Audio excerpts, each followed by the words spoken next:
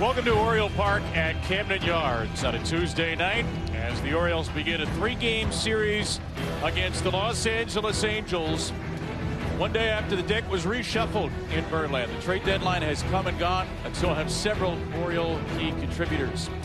Welcome to Oriole Baseball. I'm Master Kevin Brown. Ben McDonald will be with us shortly. It's been an emotional 30 hours, a difficult 30 hours for a lot of Orioles fans and a lot of folks around the organization. The Orioles did not know if they would be buyers or sellers.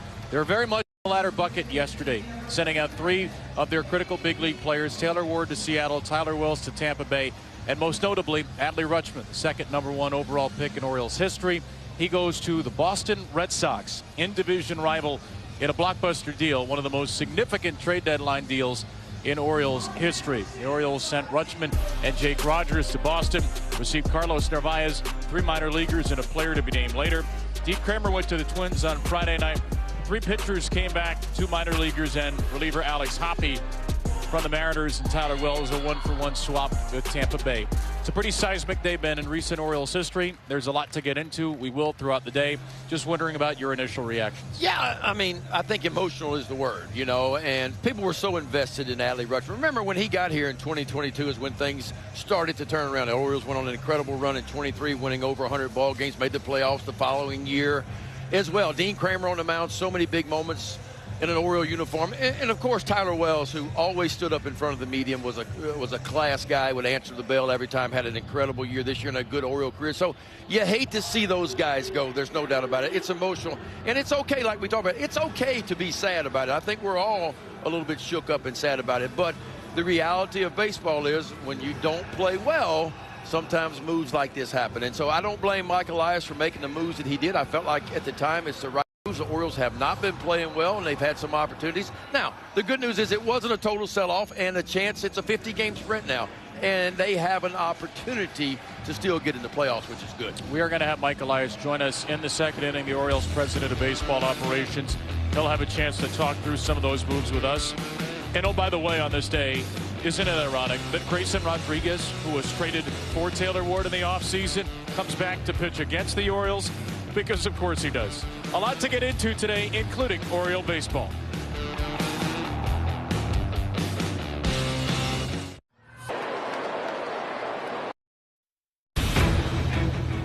Orioles baseball on MASN is brought to you by Bet365, where winning is everything. And by Amazon. Spend less on your kids for back to school. Back to Camden Yards for game 113 of 162.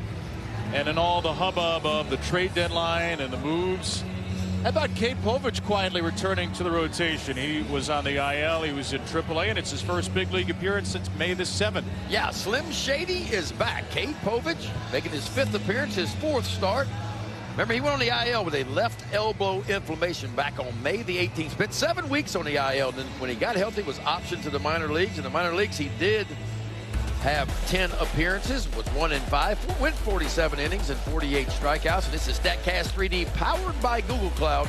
2 and a 4-seam fastball for Cade Povich. That leaves away about 42%. Then it's the curveball, the slider, and the changeup. And I tell you what, the curveball is his best pitch up here. Opponent's hitting .091 with a 38% swing and miss off of that curveball. The Los Angeles Angels, a major deadline sell-off. They made 5 trades prior to the deadline yesterday, sending out Jose Soriano, Joe Adell, Brent Suter, Ryan Zephyr, John Kirby Yates, among others. This is what's left for Kurt Suzuki. The Angels 43-69, the Orioles 54-58, and we are underway at 6:36 on Tuesday, August the 4th, with a fastball in from Cade Povich to Zach Neto. Grounds the next pitch foul. Mike Trout is still here, the big name in the Angels lineup, batting second, and he does so for an LA team which comes in 18-36 on the road. Again, the Orioles have maintained that they want to still be competitive this year. Didn't want to dismantle the group. Well, this is a series you have to win. As Colton Cowser makes the catch off of a Zach Neto fly ball on an 83-degree night. Let's take a look at the Oriole defense behind 26-year-old Cade Povich, brought to you by Car Shield. Left to right in the outfield, Christian Franklin making his MLB debut. Colton Cowser in center, Beavers in right. Henderson and Holiday, your double play combination. CES back over at third, the Polar Bear at first, and Carlos Narvaez making his Oriole debut behind home plate. And he was one of the new acquisitions. Narvaez coming over from the Red Sox in the Adley Rutschman deal. The Orioles certainly like Narvaez defensively. He has taken a real offensive downgrade this year, but they think there's more bat in there after a very good rookie year last season. And Narvaez, who was traded yesterday, got to Baltimore this morning, is already in there behind the plate catching Cade Povich as they work on the future Hall of Famer Mike Trout. Yeah, supposed to be a pretty good defensive catcher. Supposed to be able to block pretty well, throw really well, frame the ball. Narvaez is here, and Christian Franklin as well, Ben, a left fielder making his major league debut. So 2 new Orioles today, and we expect Alex Hoppe, the new reliever coming over from Seattle, to join the club tomorrow. So a few new faces for Craig Albernaz. And of course, some old faces gone as Povich misses with a fastball high to Trout. Mike Trout, 18 homers on the year, 40 RBIs. 34-year-old Trout ready for 2-2. And he spoils a changeup out of play. Mike Trout in his, 16th big league season now. 3-time MVP, Rookie of the Year way back in 2012. 12-time All-Star. Still doing it.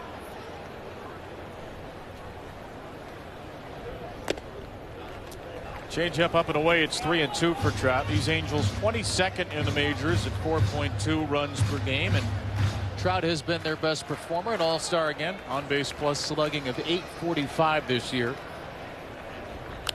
And on 3-2, Trout inside out's a fastball out of play. This is an Angels offense. They don't walk much, 8th fewest walks, and they do strike out a lot. The second most strikeouts in baseball. 8-pitch for Trout. Breaking ball, also looped out of play. A lot of familiar faces here for the Angels, including their hitting instructor, Brady Anderson, first-year hitting coach, who got a nice welcome back message and reception from before the game. Trout goes down swinging a 3-2 curveball for Cade Povich. Collects his first strikeout. Well, we mentioned it earlier. In the sample size, there was only 4 appearances and 3 starts for Cade Povich, but the curveball was outstanding. Again, opponents came in hitting .091 on this pitch, and that's a really good backdoor breaking ball. Our Bet365 player prop spotlight. Bet365, where winning is everything, -130 for 5 or more strikeouts for Cade Povich. There's number 1 as he misses wide to Nolan Shawnuel. It's just such an odd evening in so many ways, including Cade Povich hasn't been in the big leagues in 3 months, comes to a completely new team, and is being caught by a guy in Carlos Narvaez, who has been an Oriole for just over 24 hours, got here this morning. So I would imagine, Ben, you have to take the fast track chemistry approach. Well, Narvaez, he's going to be in the 8 ball with all the Oriole pitchers, obviously, so he's going to have to kind of hit the ground running. And the Orioles think he can do that. It was important for them to get him back in the Adley Rutschman deal. Jake Rogers, who had just joined the team on Friday, was sent to Boston, providing the Red Sox depth, while Adley Rutschman rehabs from an inflamed left wrist. It's a high strike to Shawnuel, as called by Dan Merzel, the home plate umpire, and unchallenged by the 24-year-old Shawnuel. 4th-year big leaguer, 4th-year professional. Yeah, he was a fast mover, and the Angels are known for moving them fast up to the big league level. Shawnuel's got to be standing. Well, exactly how big is the strike zone tonight? Well, that last one was in there, Shawnuel. But it had to feel like it was low after he called the one above the strike zone for a strike. 3-2 for Shawnuel. Vaughn Grissom is on deck. Here's the payoff. Lined into right center field. Colt Cowser spreading out toward the alley will pull up. This ball hits off the wall. It's a double for Shawnuel, his 20th, second most of any Angel. And he is the game's first base runner with 2 outs in the first. John Wells always been a really good hitter. Bat-to-ball skills. Two-seam fastball kind of working into the outer part of the plate. Really got to the outer third. He just puts a barrel on it. Colton Cowser's thinking about laying out right here, but pulls up at the right time to get it and quickly get it in, but a 2-out double.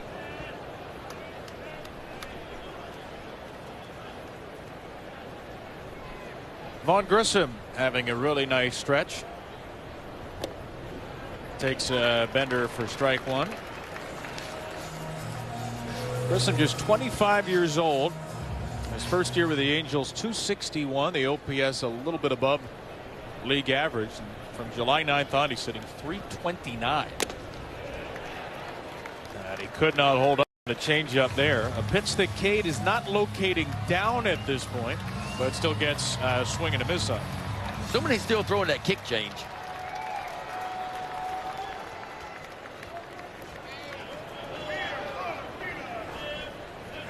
His 0-2. Swung on and missed a nice curveball. Cade Povich strikes out 2 in a scoreless first.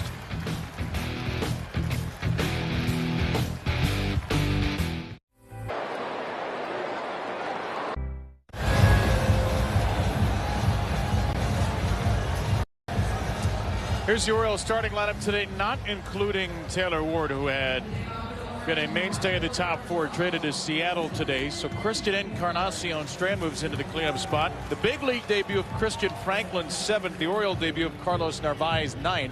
And an old friend on the mound, Angel starter Grayson Rodriguez. Grayson Rodriguez been nicked up a couple times. 2 stints on the IL. First one happened on March 23rd, right shoulder problem.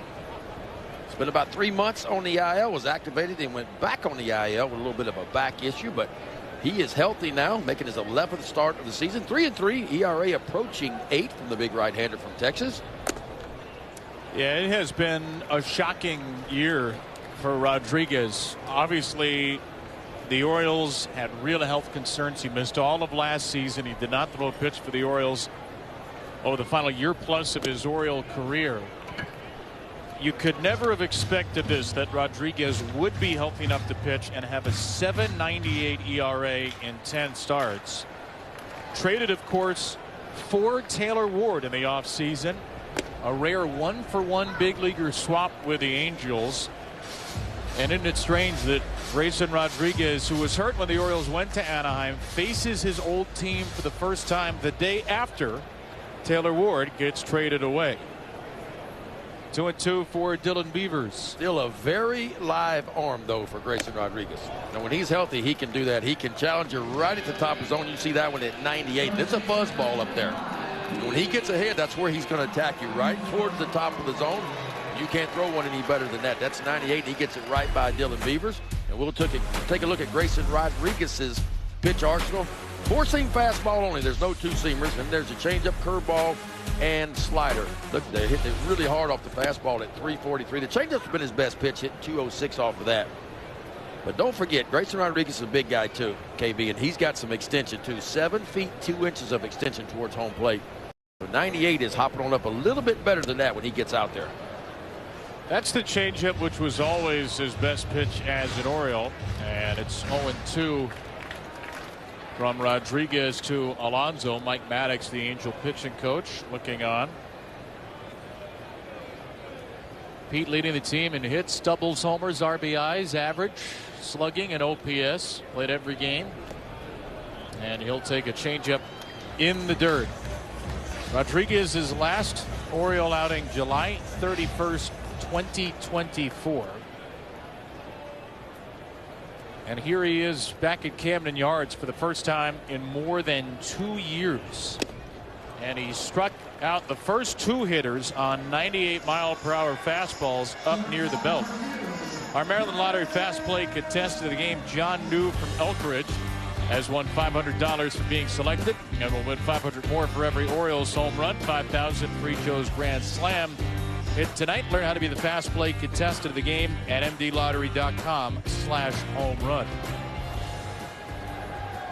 So Rodriguez faces his first former teammate, Gunnar Henderson, and Gunnar breaks his bat at 99 and lines out to second. Scheduled to have Mike Elias join us when we come back for the second.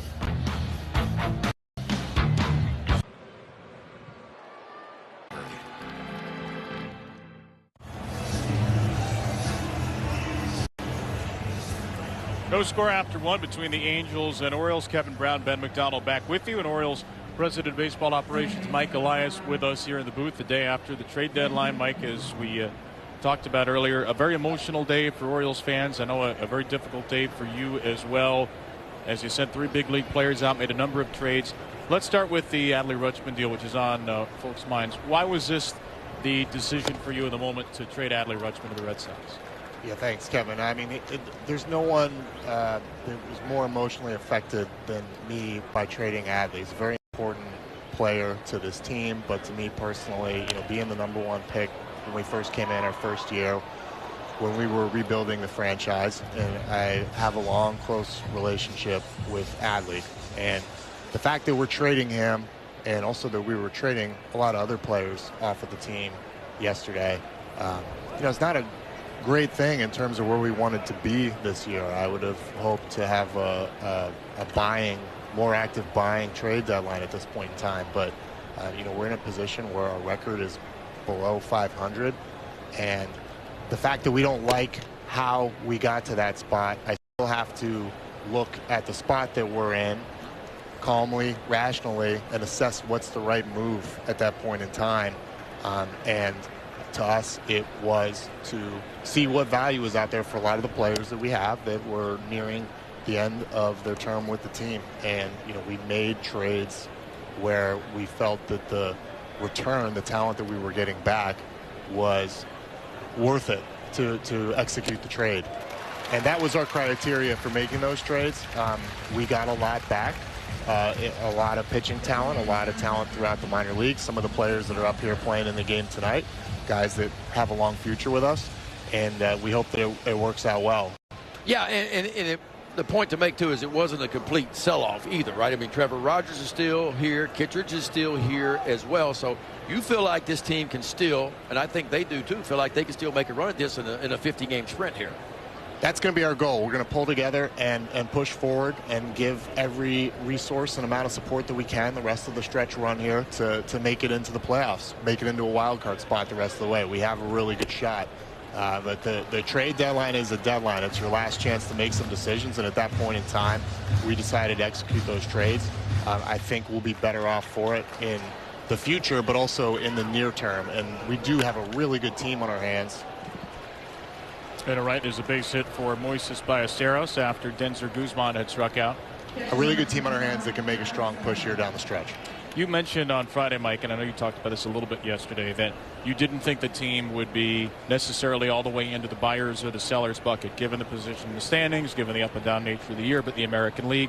Obviously, you were much further into the seller bucket. What materially changed between Friday and then the deadline last night? Well, #1, we lost 2 out of 3 against Philly, which was a negative impact. We lost some standings over the weekend. But ultimately, it was about going out into the market and seeing what the actual trades were, case-by-case basis, what the returns would be, what the exchange and the prices would be. And we made trades that made sense to us from a value standpoint in and of themselves. There were a lot of other trades that we did not make because we didn't like the price tag or we didn't like the return. As you said, we didn't dismantle the team. I still think we have a really good team in place. We've got players that are poised to come up and help here in the second half. But at that point in time, we made several trades, and many of them were on the sell label, as you said. And you got to be pretty excited about what you got back, too. I mean, you talk about Ianson, one of the top pitching prospects in baseball. Witherspoon, another guy that most people project to be in a big league rotation as well. So you got some real dudes back for sure. Yeah, if we're going to do something like that, we want to make sure it's worthwhile. The prospects that we got in the Rutschman trade in particular, highly impactful pitching prospects, as you mentioned. Anthony Ianson's one of the hottest pitching prospects in baseball and a top 30, top 40 prospect in the sport right now. He's in Double-A. He's had a sensational first year in pro ball since coming out of LSU in the 3rd round. And then Kyson Witherspoon, who was a first-round pick out of Oklahoma in the very same drafts, off to a strong start, too. So a lot of impact for us. As I said, these trades are going to be worth it. Wouldn't have done them otherwise. and we're now in a position where our pitching pipeline is as strong as it's ever been, and really projects to be a big strength going forward. So I want to reiterate, we don't like that we were in this position. Sure. And we are not rebuilding the team. We have a very strong competitive team out on the field right now with a ton of talent at the big league level and a very full minor league system again. So we're ready to jump back in the fight. But that's that's what happened the other day, and we move forward. Jose Siri eaten up by Henderson at short, and that is a 6-4-3 double play. Mike, we appreciate it. Again, I know a very difficult day for you in this front office, but thank you for coming up with us, and thank you for spending some time in the booth with us. Try to get some rest. I know you haven't been sleeping much lately for sure. Thanks for having me on. All right. Yeah. Thank you, Mike. Mike Elias, Oriole President of Baseball Operations, here in the second. Plus on iOS and Android mobile devices, Apple TV, Amazon Fire TV, and Roku. Massive Plus monthly subscriptions available for only $19.99 per month. Go to MASNsports.com or scan the QR code to get yours today. Okay, Povich got a 6-4-3 double play off the bat of Jose Siri. Nicely picked by Gunnar Henderson to end the top of the second. And the Orioles will look for their first base runner against Grayson Rodriguez. As Christian Encarnacion Strand lines a fastball foul. Ben, what do you make of the conversations we had with Mike Elias there, and then what you've heard from Mike over the last 24 hours? I mean, I think it's fair. I think if the Orioles win the Phillies series, maybe it looks a little bit different. Look, the way I look at this, if you go back to February, I think Mike Elias constructed a team back in February that most people, including me and you and everybody else, felt like was going to be a playoff team. Were there some question marks? Yes. We always question the defense, and Mike Elias has addressed that and said, hey, that's on me. Maybe he could have constructed it a little bit better from a defensive standpoint, but I think looking back on it and listening to everything everybody said back in February and March leading in, this offense is going to be a top 5 offense in baseball. It's going to be one of the best home run hitting teams in baseball. We thought the pitching would probably be average to slightly above average, but it hasn't worked out like that. And it's been some injuries, and quite frankly, some players not performing up to their capabilities has put Mike Elias in a very tough situation. And I think that's honesty. And Mike's always said, I'm going to do what's best for this organization, and he felt like moving Adley Rutschman when he did, because he got his doors blown off by an offer that I think everybody across Major League Baseball agrees with was an offer too good to turn down for Adley Rutschman. And so that's where we are. And it's good to see the players. I saw some of the interviews, and the players are on record saying that this is on us. We did not perform like we were capable of performing, and that's why we are where we are right now. And that's kind of the bottom line. And I've been in that clubhouse before. I've seen players get traded because we didn't perform well. And you accept those responsibilities as a player for sure. I mean, and this is the kind of the ugly part of the game. I think we're all sad in some ways. I know I am. I'm sad about Rutschman. I'm sad about Tyler Wells. I'm sad about Dean Kramer. But this is the reality of big boy baseball, and this is big boy baseball in a time. And I get the fan base being upset about this, but the truth is the players have a responsibility in this as well, and they just haven't performed like they wanted to perform. It wasn't for lack of effort. You can lean on some injuries. You lose Jackson Holliday early, obviously Dean Kramer. You miss him for a while. Is this ball going to come back?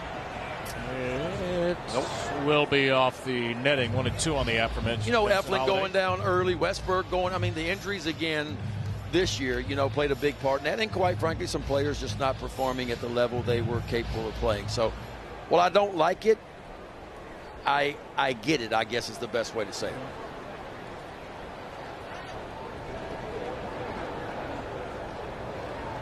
One and two on Jackson here. Encarnacion Strand grounded out to third, and Holliday will pop this up on the left side for Zach Neto.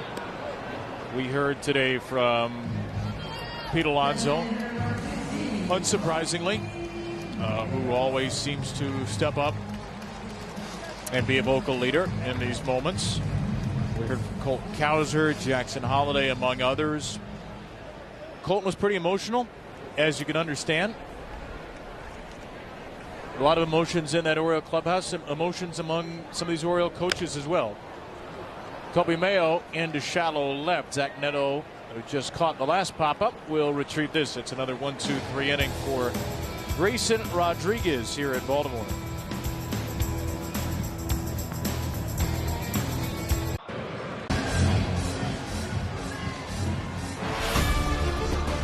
Today's military salute is brought to you by Navy Federal Credit Union and by Thundercat Technologies. Wishing a happy birthday to the United States Coast Guard. We thank the Coast Guard and all past and current members for protecting and defending our country. On to the third inning here, the Angels and the Orioles in a scoreless tie. Wade Meckler, the number 9 hitter, leads off against Cade Povich. And Meckler swings at the first pitch, crowns it under the glove of Gunnar Henderson into left field for a base hit. So the Angels 4 for 9 to start the game against Povich. They get their first leadoff man on in the game.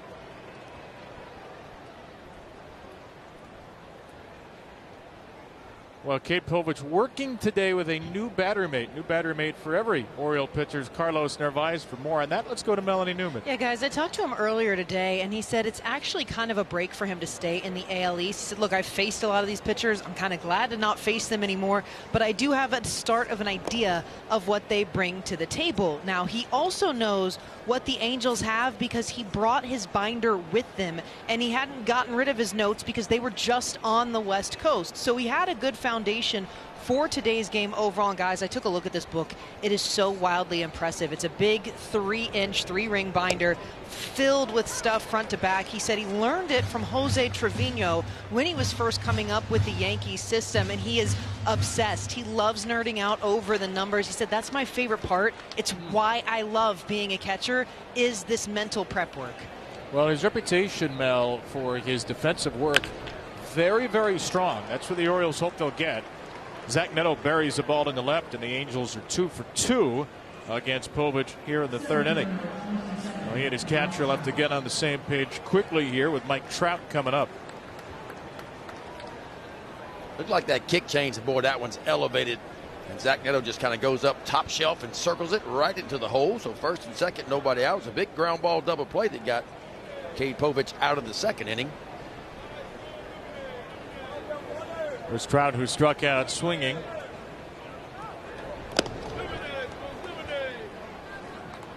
The Orioles felt it was important when they traded Adley Rutschman to the Boston Red Sox to get another catcher back. And Narvaez really had fallen out of favor in Boston this year. Really struggled offensively, hitting just 187, 535 OPS. A year ago, it was an almost exactly league average hitter, 15 homers, 27 doubles, and his blocking and framing skills are excellent. Now, the hope is Samuel Basallo's back relatively soon. He is starting a throwing and hitting progression shortly. Still a couple of weeks away. But the Orioles feel like they could be comfortable with a Basallo-Narvaez combination, and Carlos Narvaez is under contract through the end of 2029. Now, he'll be around for a while if he performs, actually through the end of 2030. I'll tell you what, and I like what I'm seeing from him behind home plate. Look at the target, KB. This is something different. He never drops the target. So I'm watching him. The target's there, it stays there, and he keeps it there. And I like that. So this is something different. Typically we see a lot of catchers across Major League Baseball give the target, they drop it to the ground, and they work it from back up. But he is showing you the target, and for the most part, he's keeping it there a long time. You just saw Joe Singley, the Oriole catching coach. Poor Joe, man. He's been thrown into the fire in his first year with the Orioles. Remember last season when the Orioles tied a franchise record with 7 catchers, and we thought, let's hope we never see that again. Yeah, Carlos Narvaez is the 7th catcher of this season. So the Orioles have already tied last year's franchise record. And Joe, very close with Adley Rutschman, was a really big part of Adley's development this year. Heartbreaking day for him and a lot of other folks. But Joe Singley's been able to be malleable and work with all these new catchers extremely well. Joe Singley is so good at what he does. He really is. Got a chance to watch him down in spring training kind of work with the catchers, man, and it's 2026 catching is what it is. The Orioles tied for the most catchers used in the majors this season now with Atlanta. 1-2 for Shawnoel, who doubled to right center. Runners are Meckler and Neto. And Shawnoel hits a ground ball to second. Jackson Holliday taken wide to his left. The prudent play is the play he makes at first. It advances the runners, but it's out number 2. Be big, obviously, here for Kate Povich here. Had first and second, nobody out. He got a big strikeout of Mike Trout, and then a ground ball out over to Jackson Holliday. So second and third and 2 out now.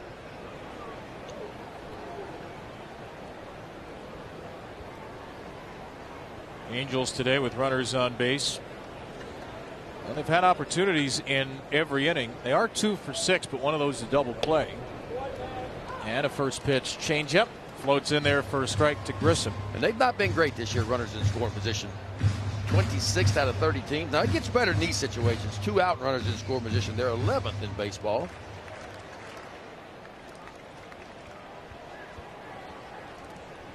Povich's 50th pitch of the evening coming. 2 on, 2 out in the third, and 2 strikes now. That high fastball's been effective.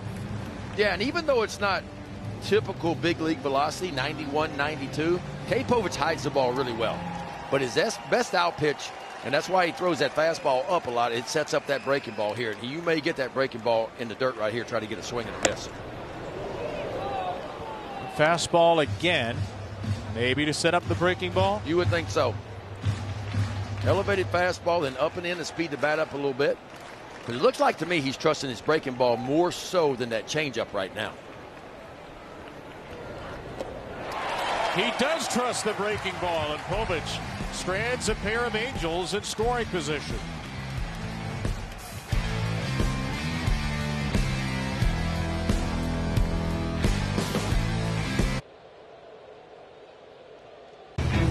This copyrighted telecast is presented by authority of the Orioles and may not be reproduced or retransmitted in any form. The accounts and descriptions of this game may not be disseminated without the express written consent of the Orioles. There's been a lot of noise the last couple of days, but there's some noise right now, and that noise is an ovation from the Camden Yards crowd for the Major League debut of 26-year-old Christian Franklin from Overland Park, Kansas, in the Kansas City area. He joined the club yesterday, traded from the Washington Nationals for a minor league pitcher, Joe Glassy, and Franklin, who was in the Nationals AAA organization, Rochester Red Wings, making his big league debut. Yeah, and the first pitch he takes is high and in. Former 4th-round pick by the Cubs back in 2021. Christian Franklin out of the University of Arkansas. 431 minor league games over 5 years. 1,870 plate appearances, hit .260 in the minors, .389 on base, .396 slug. That's a .785 on base plus slugging, and he's got a 2-0 count against Grayson Rodriguez as he takes wide for ball 3. And they say he can run a little bit too. I mean, 17 stolen bases this year in AAA. AAA this year hitting .249 with 6 long balls, 17 stolen bases. And a .375 on base, a great skill. And he's going to get on base or not, maybe. Well, ball 2 was probably a strike, so we'll call it even from Dan Merzel behind the plate. Franklin, a teammate of Heston Kjerstad's with Arkansas, Cubs, Nationals, Orioles. His 3rd franchise, his first appearance in the big leagues. And Christian will take a walk. It's a 1,000 career on base percentage as Franklin sees ball 4.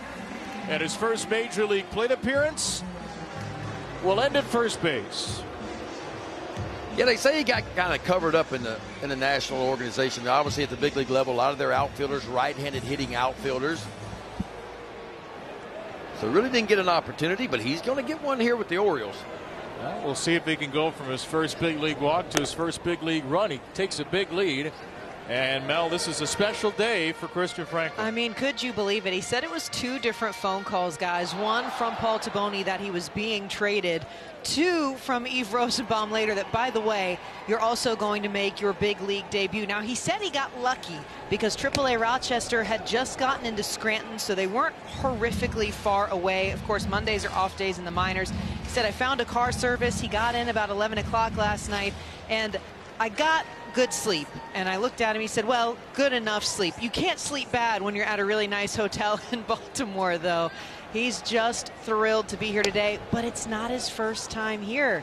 He was at the exhibition game that the Nationals played against the Orioles before the season started this year.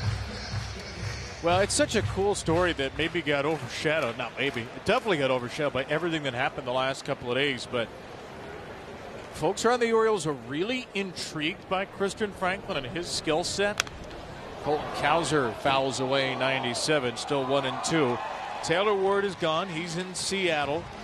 And it sounds like Christian Franklin may get a little bit of run here over the next couple of months because he can play every outfield position. He can steal bases. He can get on. And the Orioles think his skill set will translate well to the big leagues. 1-2. And Colton will take a changeup in the dirt for ball 2. You know, and Grayson's always done a pretty good job of holding runners. Even though he's a big guy, 6'5", if you'll watch him, it's a little bit of a slide step. He doesn't have that big, high leg kick. So he's a tough guy to steal off of. Maybe part of this is the ERA's near 8. Guys are hitting him well, but he has not allowed a steal all year. 0 for 1 in stolen base attempts against Rodriguez.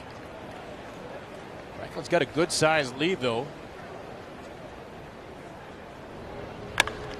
Cowser up the middle and through for a base hit, and look at Franklin go. Darting around the bag at second, he's easily into third. That was good. That was good all the way around right there. Happy for Colton Cowser. He got a changeup. He stayed on it and stayed right through it. Exit below 98 off the bat. Love how Cowser just kind of sunk into his legs right here and hit it right back from whence it came. Watch him just tell it going forward. He just kind of sinks down. Top hand comes off the bat where he can stay through it. And watch Christian Franklin easily goes first to third, running right in the face of Mike Trout. So a good opportunity for the Orioles here in the third with first and third and nobody out. Their first base runner, then their first hit, and now the Oriole debut of Carlos Narvaez. And Narvaez takes the slider for strike 1. There are the numbers with the Red Sox this season for Narvaez. Again, he came over with 3 minor leaguers and a player to be named later. Bradley Rutschman and Jake Rogers. And Narvaez is hit. A backup slider puts him on.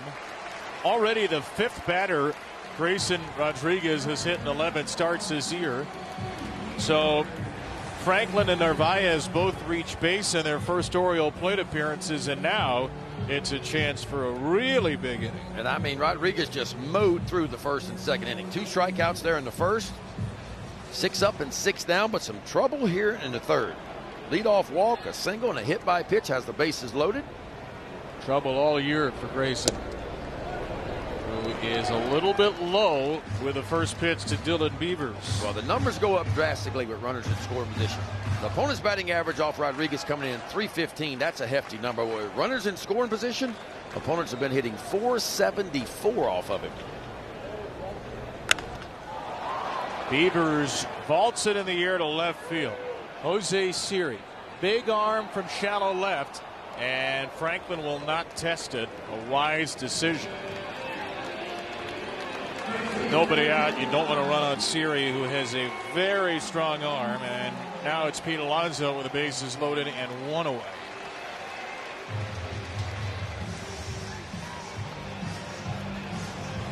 Our Xfinity powered connections. It's Pete Alonso's debut season in 2019. Tied for the 3rd most August home runs in the majors, behind a couple of guys named Judge and Soto.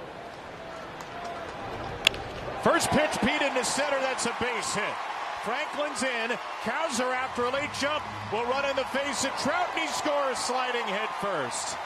A 2-run single for a jumpy polar bear. And Pete Alonso puts the Birds on the board and on top against Grayson Rodriguez. Really nice swing right there by the Polar Bear. Looked like a first pitch breaking ball to me. He just kind of, breaking ball just kind of stays up. And boy, look at him stick his nose on that one right back up the middle. That's a couple of base hits for the Orioles right back from whence it came. Christian Franklin scores. Colton Cowser right behind him, head first into home plate. The Birds strike first in this one.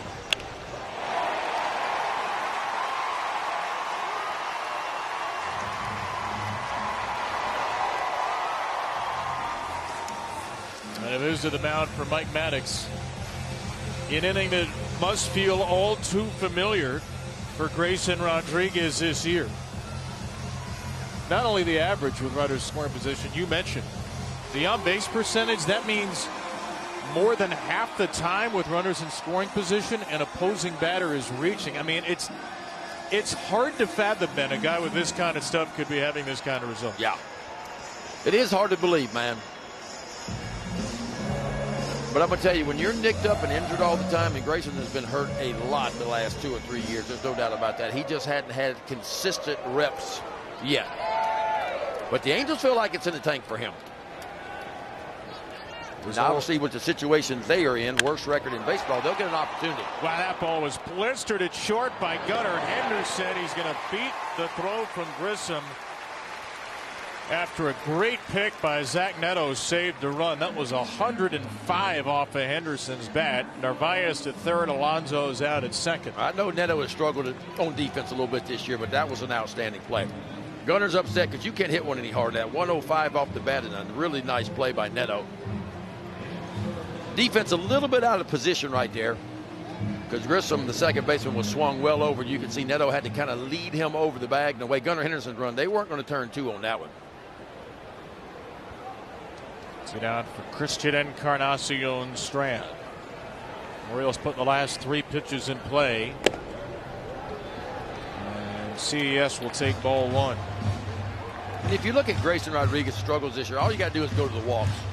And talking to some of the Angels, talking to Mark Gubasol earlier, he said he just pitched behind in the count a little bit too much. You know, 21 walks and 44 innings coming in. And I don't care who you are, man. At this level, if you're going to pitch constantly behind the count, it is hard to have success.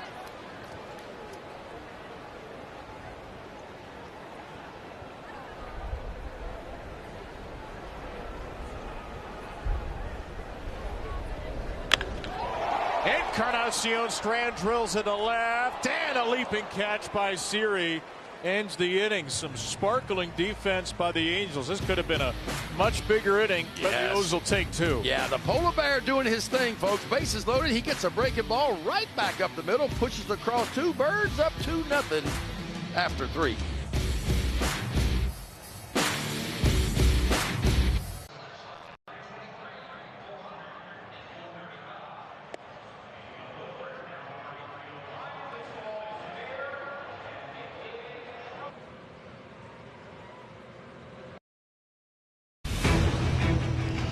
Fourth inning of Orioles baseball is brought to you by your local Toyota dealer. Shop Toyota for legendary style and reliability. And check out the all-new RAV4 at Toyota.com. Beautiful night here in Baltimore. The Orioles out early with a 2-0 lead on the Pete Alonso 2-run single. The first game since the trade deadline with Carlos Narvaez, the new Orioles catcher. Got a word off to Seattle. Tyler Wells to Tampa Bay. And of course the big one, it's still awfully weird to say, and the pictures have been weird to see. Adley Rutschman off to the Boston Red Sox for the remainder of this year and next year. Narvaez, 3 minor leaguers, Anthony Ianson, Kyson Witherspoon, Andy Azokar, and a player to be named later for Rutschman and Jake Rogers. That was the signature move yesterday. The Red Sox have been the hottest team in baseball, firmly signaling their intentions to go for it at 60-51 in the second wild card spot. Povich upstairs to Denzer Guzman 2-2.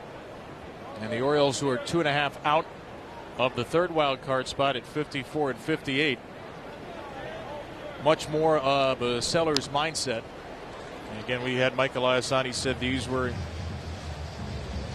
just cases where he liked the deals, he liked the talent that was coming back to Baltimore in the trades, was not necessarily looking to trade Adley Rutschman or these players, but felt the asking price was matched. And I think for folks today, there are, and you've hit on this, Ben, there are some real conflicting feelings about how we got here. And being a sports fan sometimes is about the intersection between logic and emotion. And if you're in the front office, you think a little differently about that. And logically, and you talked about this is a trade that you can comprehend, you can understand just from a baseball perspective. You could say it's a catcher who's at a position where you have a catcher locked up for the next 8 years in Samuel Basallo, as that ball's fouled from Ballesteros. Been on the IL 5 times in the last 2 years, is on the IL right now. By every account, the Orioles get this enormous group of talent, which some people think is maybe just as good as the package the Tigers got for Tarek Skubal, who's won back-to-back Cy Youngs. I think a lot of people think it's as good or maybe even better. That's close. That's a pickoff right there. Kate Povich gets Guzman leaning at first base. So very nice move by Povich after he had walked Guzman. Man, Kate Povich has always had a slow heartbeat. Watch this move here. Kind of look at home, picks the leg up and over to the polar bear. He even picked a polar bear off, it looked like, too. Pete was getting ready to jump out there and get in the defensive position that he wanted to get in and had to kind of backtrack. And there's your tag just in time. Well done. And now strike 2 to Ballesteros. That of course isn't it. I mean, that isn't all it. There's a really emotional side to this. And if you feel sad today because Adley Rutschman is gone, feel sad. I think we all do in some ways. I think we're sad. I mean, all those guys were here for a lot of years. I mean, you talk about Dean Kramer came through the rebuild. Tyler Wells came through this rebuild. Obviously, Rutschman did too. So you get attached, and it's a good thing to get attached to your players. I mean, it's like you said, I know I'm emotional about it for sure. I think we all are. It's an upsetting day. It's a frustrating day. It's frustrating because when Adley Rutschman was drafted in 2019 as the #1 overall pick, the first big move, the centerpiece move of this new front office, he was supposed to be the guy that was going to lead this franchise out of maybe the darkest period in its history. That's an unfair burden, but that's what Adley Rutschman had to carry. And he led them out to this incredible run in 2022, to the AL East title in 23, to the playoffs in 2024. He led them out with class, with grace, with a good spirit. You know, there were a couple of years here where, let's be honest, we were getting through some of these games and some of these days, not with what was happening on the field, but with daily updates on what Adley Rutschman was doing in the minors. 100%. There was a time that we focused on the minor leagues, you know, instead of what was going on at the big league level, looking forward to the future. And the future certainly got bright there for a while. And, like, if people are upset today and feel heartbroken and hurt, you can feel heartbroken and hurt. And however long you feel that, that is your call, and there is no playbook for this. There is no playbook on how to be a sports fan as emotional as you can be. If you're not malicious toward people, be emotional. If you are rational, if you are irrational, if this hurts you, it should hurt. The Orioles under Adley Rutschman had great moments. They did not do what they wanted to do. They did not get there, and Mike Elias has admitted that. This did not go according to plan. The bottom line at the end of the day is, do you win ball games or not? And if you win, it takes care of everything. And if you lose and you underperform, that's when things like this begin to happen. And that's just the reality. If you put your GM cap on, I mean, I think if you take the emotion out of it, and look, Mike Elias, you could tell sitting right here between me and you, was very emotional. And you could tell it hurt him in a lot of ways to make that trade. It hurt his front office in a lot of ways to make this trade. But if you're doing what's best for this organization and this team going forward, it was probably, in my opinion, the right move. Two Well, I'll tell you what, in there for strike 3. Slim Shady, folks. Now he's doing his thing right now. Elevated fastball is a good breaking ball. And how about a little paint piece to get off the field?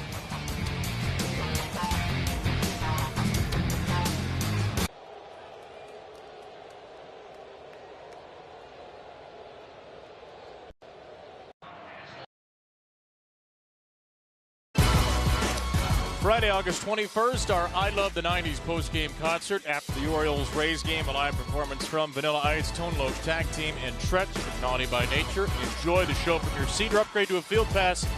To get closer to the stage, go to Orioles.com/tickets. Well, Kate Povich is pitching very well. He has struck out 7, only walked 1. And after the Orioles were perfected by 2 innings against Grayson Rodriguez, some hard contact, couple of runs, 4 base runners in the 3rd. They lead 2-0. Kevin Brown, Ben McDonald, Melanie Newman, our wonderful Masson crew, as the send Jackson Holiday, Kobe Mayo, and Christian Franklin to the plate against Grayson. Holiday popped out his first time and takes down an in here.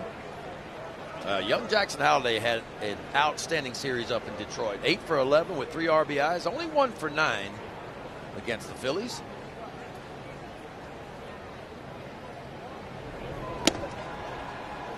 In there for strike 2. The Orioles did not score in the last 2 games against the Phillies. Obviously, Sunday's was a rain-shortened game, so put a bit of an asterisk, but they snapped the 17-inning scoreless streak with that 2-run Alonso single in the 3rd. Well, that's the key for the Orioles down the stretch of these final 50 games. Is this offense has to find a way to be a little bit more consistent. You mentioned the Orioles coming into this game have been shut out in 3 of their last 5 games. Went 17 innings, but outscored a run. Holiday pops up another one to short. Second time in the game. And Neto retires Holiday. Time for our Chesapeake Employers Insurance Birdland Pride. Chesapeake Employers Insurance. We see what's important to you on this Tuesday night, which is also Pokemon Go night here at the ballpark, and that is a special giveaway. Instinct, Mystic, and Valor. And I am old enough to have played the original Pokemon games. I could not tell you what Instinct, Mystic, or Valor mean, but cool shirts. Well, if you can't, nobody in this booth can. Yeah. I know, this is the rare pop culture thing where you and I are sort of in alignment. Kobe Mayo slams one foul down the left side. How fast are those hands, huh? It stands to reason, Ben, Kobe Mayo should get a lot more playing time with Taylor Ward gone. Yeah. Probably we'd seen Ward start to DH more at home, a lot more DH spots available. So an opportunity that Kobe will take. This guy, by the way, is having the day of his life. Oh. Where did that ball end up? Oh, man, it ended up all over. That's a new splash zone over there. That's an unfortunate looking bird bath.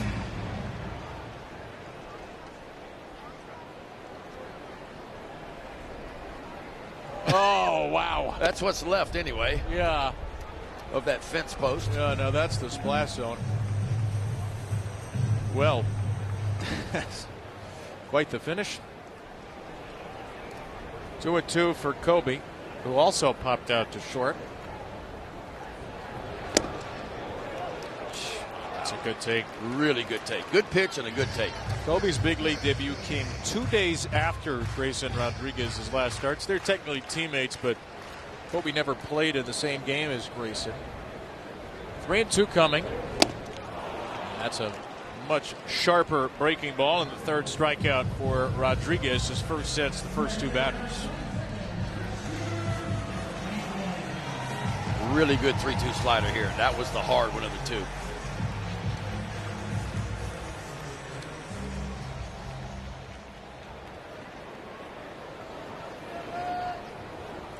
Christian Franklin a walk.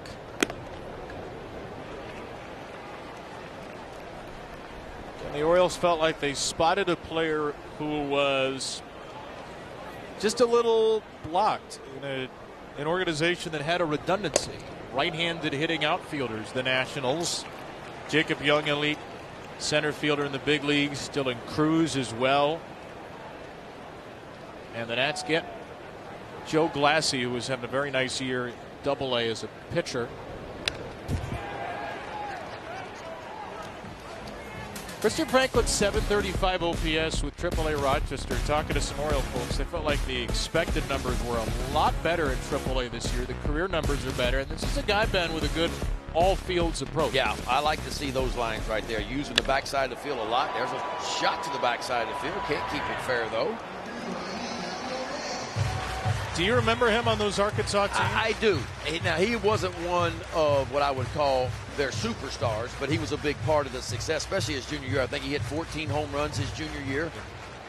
Remember him being very fast, stealing a lot of bases, and a really good defender in the outfield. Again, 274, but a huge on base, 420 at Arkansas. Franklin bouncing ball to short. Neto to first. And Christian Franklin is 0 for 1 with that walk. A 1-2-3 fourth for Grayson Rodriguez.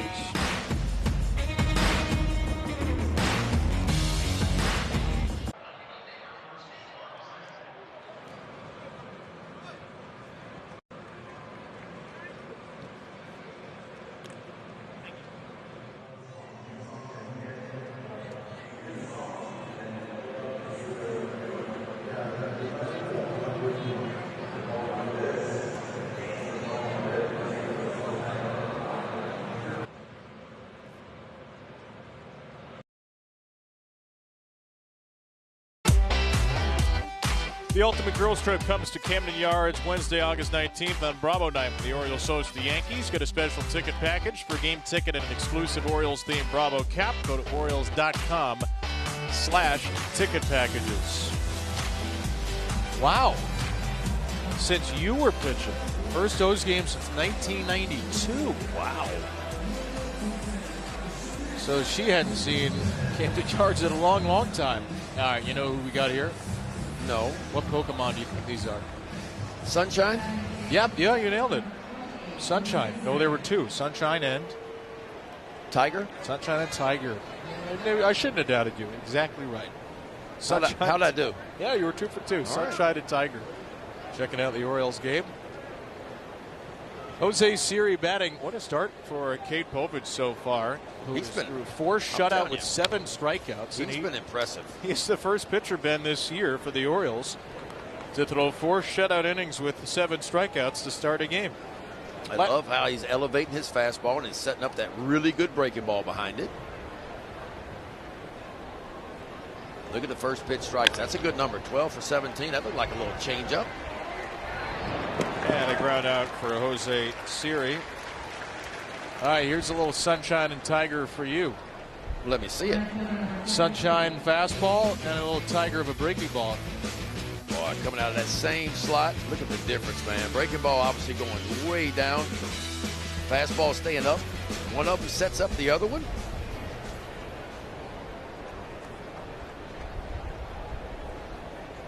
Here's Wade Meckler. Ooh, right on the corner with that slider. Last 5 AAA starts, Povich's pitch count 81, 82, 80, 81, and then bumped a little up to 87. So he's been right around the same zone. And he actually had not been pitching that well in AAA. Home run in his last 6 allowed. 6.39 ERA in the last 7 for Norfolk. But here he is in the big leagues and looking very sharp. Meckler has a ground ball single to left, and he's in a 1-2 count here. A little two-seamer down and in. Yeah, and the sample size, only 4 appearances, 3 starts coming in, but the lefties were hitting him really, really well. 345. He was hounding the righties good. The righties only hitting 200 off of him coming in the sample size.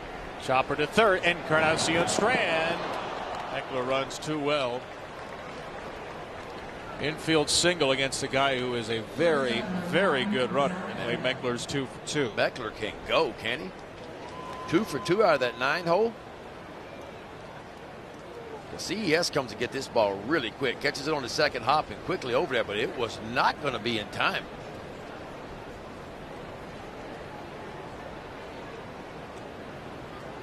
So the Angels have 6 hits. Meckler's the first Angel to reach base twice. The Angels have not run a lot this year. You look at their stolen bases, only 56 of them on the year, so that puts them in 22nd. Now, Neto will run. He's got 14 of them. He leads the way.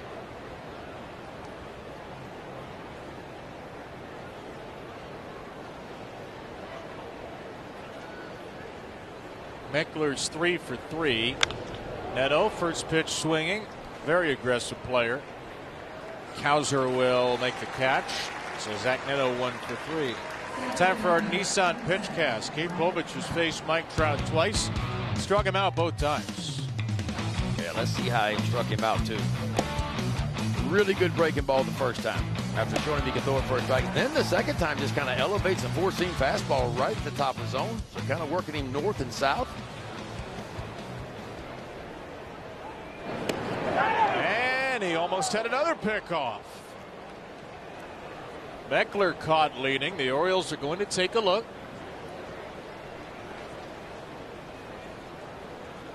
They'll challenge. Wow. This would be something. And Meckler's not going anywhere. I'm telling you, this is just an outstanding pickoff move, and he may be out right there. Baltimore is challenging a safe call at first base. The previous play is under review.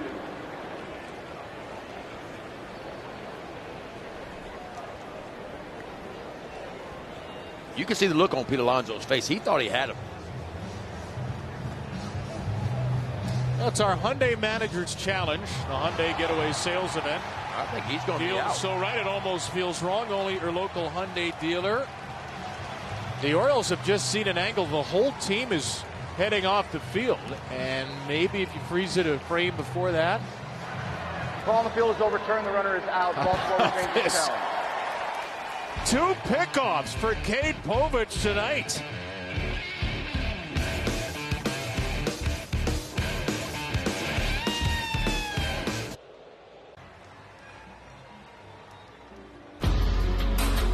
Today's Military Salute is brought to you by Navy Federal Credit Union and by Thundercat Technologies. Once again, wishing a happy birthday to the United States Coast Guard. August 4th, 1790, 236 years ago. We thank all members of the Coast Guard and United States military for their protection and defense of our country. Well, Kate Povich has 7 strikeouts and 2 pickoffs. He is not allowed to run through 5 as Grayson Rodriguez dumps in a breaking ball to Colton Cowser. How about Colton, by the way, going out to dig out a 2-strike change up for a hit, something we don't see him do often, but there must be some real mind games here. Grayson Rodriguez pitched in front of Colton Cowser a lot. He knows what Colton does. Colton knows Grayson's best pitch is his changeup, and it turns out that of the 2 Texans who were Oriole teammates, Colton got the better of him the first time. So now you think it's coming again? It may come, but I don't know if he's going to try to throw it for a strike. The game within the game here. I think the heater in at 97. The velo's good tonight. Grayson Rodriguez just 25.5% chase rate. That means batters swing only about a quarter of the pitches outside the zone. That's in the 2nd percentile in the league, bottom 2. The last time he pitched, 2024, that number was a lot higher, 31%. That was in the top quarter of the league or thereabouts. Well, I'll take you back to 2024 with the Orioles. 13-4 with a 3.86 ERA was Grayson Rodriguez. 116 2/3, 130 strikeouts. And then the injury set in. Cowser fly ball to center. Got an elevated fastball, and Trout's there. Birdland Christian Faith Night has been rescheduled to Thursday, August 20th, when the Orioles host the Yankees. Join us postgame for live performance by Sorensen, plus guest speakers and testimonials. Go to Orioles.com/ticket packages. Grayson's 2025 season a lost season as he gets a ground ball to third from Carlos Narvaez. Narvaez hit by a pitch and now grounded out. I mean, it was a year where we thought Grayson might be the opening day starter. He was sluggish in spring training. He had his velocity drop. Then he had tricep soreness. Then it was elbow discomfort on the IL. Got a cortisone shot. Triceps tendonitis was the word at the end of March. Had a bullpen canceled in April because of shoulder soreness. Then dealt with a lat strain. We didn't hear a lot from Grayson last year. He spoke to the media in June. He said he wanted to prevent future lat injuries. He changed his arm angle. And then he had more elbow discomfort mid-July. Never threw a pitch last year. Just one issue after another, Ben, and it just seemed to compound. And finally this offseason, the Orioles not waiting around for Rodriguez to get healthy anymore. Flip him to Anaheim for Taylor Ward.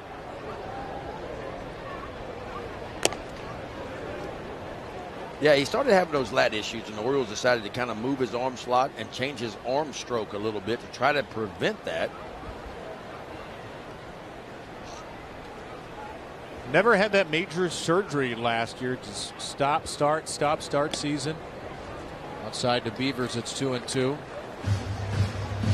It's hard to watch because we enjoyed having Grayson Rodriguez here. It was such a thrill to see him debut. Struggled early in his career, but in the second half of 2023, he was awesome. He pitched Game 2 of the division series that year. He looked like a big part of the future and just could not stay healthy. Another player who was supposed to be there for the Oriole resurgence and was there during a lot of the good parts of 2023 and 2024. Yeah, you're talking about a guy in the minor leagues was the number one, if not the number one of the top pitching prospects in baseball, too. I mean, just blew through the minor leagues. A lot of pop-ups tonight. He's been pretty good. Beavers to shallow left, and it's Guzman there to make the catch. Beavers 0 for 3, 8 straight retired in this 2-0 game.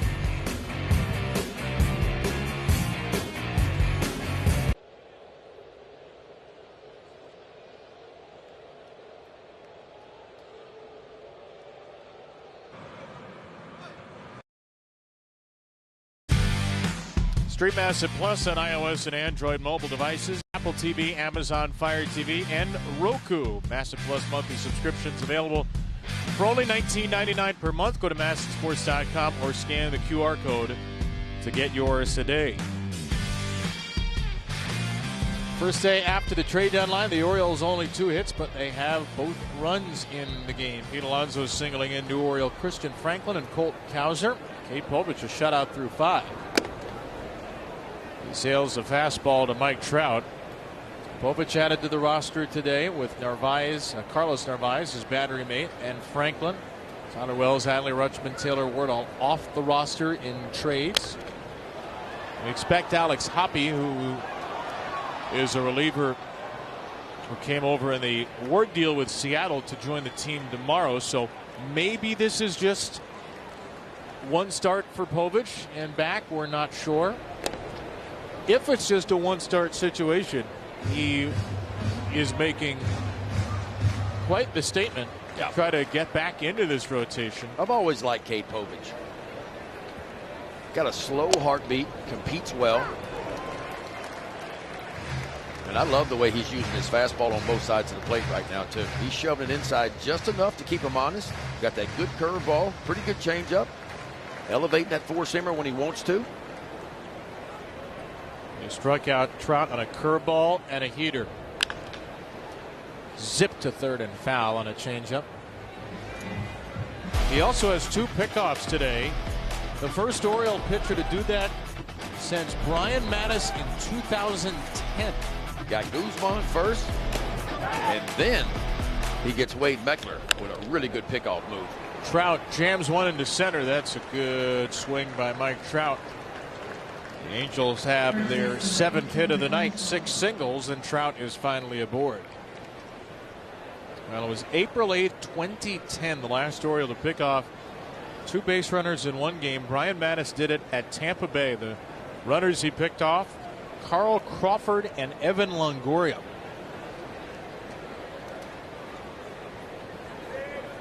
Povich will have to work around the leadoff runner for the 3rd time of the game.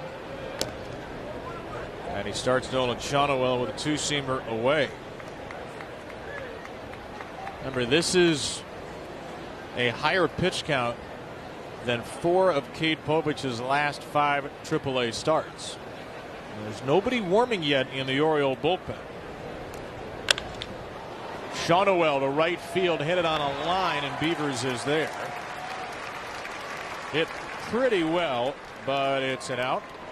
First of the inning. Let's take a look at Cade Povich. 7 strikeouts tonight, man, and he's kind of been a north and south pitcher today. 4-seam fastballs up, that good breaking ball right behind it. As those elevated fastballs kind of sets up that breaking ball.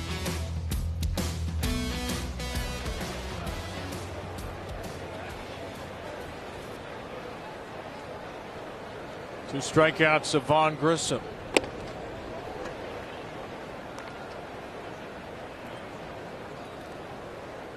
Cade Povich is always working, always tweaking his repertoire. He's added and subtracted pitches the last few years. Grissom muscles a 4-seamer here to right. Plenty playable for Beavers for the second out. The breaking ball usage has changed over the years. He had a sweeper, he ditched that. The slider is a better pitch to lefties. The curveball has been really the only breaking ball he throws to righties this year. He's changed the changeup for him. He's added the 2-seamer. So in terms of the weapons, this is probably the most complete version of Cade yet. He's still only 26. And with Dean Kramer off to Minnesota, Cade Povich gets bumped up 1 spot in the rotation depth here. Rotation depth, which has certainly grown for the Orioles, but Povich is getting an opportunity before Chris Bassett returns. That may not be far off.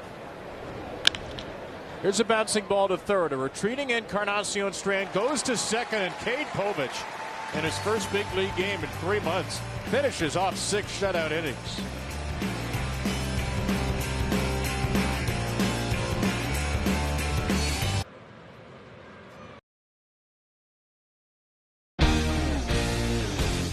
Celebrate the Polar Bears Saturday, August 22nd, when the Orioles host the Rays. 15,000 fans get an exclusive Pete Alonso bobblehead presented by T. Rowe Price. Don't miss the action.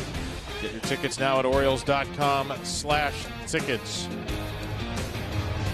Pete took a leadership role before the game, speaking with the media after the trades of Adley Rutschman, Tyler Wells, and Taylor Ward. And he's delivered the big hit in the game. One of just 2 Oriole hits off Grayson Rodriguez. A 2-run single in the third, accounting for both of the runs today.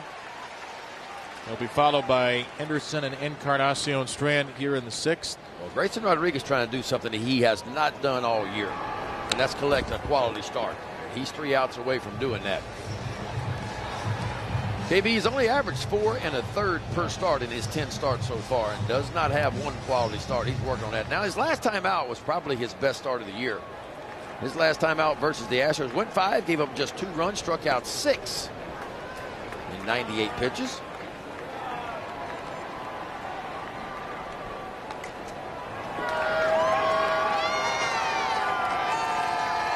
Just Pete's presence is firing up the splash zone as he dribbles the ball back to Grayson. 2 outs away from not only his first quality start, his first 6-inning start. Let's go down to Mel. Well, as you guys know, trade deadline went down on an Orioles off day, and it made for some very interesting goings-on. Talked to Gunnar Henderson earlier today. He said he, Colton Cowser, and Adley Rutschman with Ryan Mountcastle were walking in to see the new Spider-Man movie.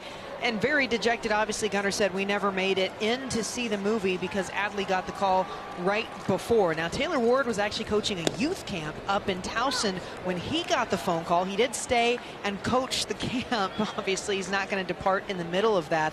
Trevor Rogers said the Rogers and Wells family were all hanging out together, and a heart stopper for Trevor, who thought he might be traded, and instead it was the buddy he was hanging out with who would ultimately depart. So just one of those strange days when you're out and about getting other things done. Gunnar did say that Adley went ahead and drove up to Boston on his own. Yeah, the Orioles were obviously off. So when the trade deadline happens, you're usually at the ballpark.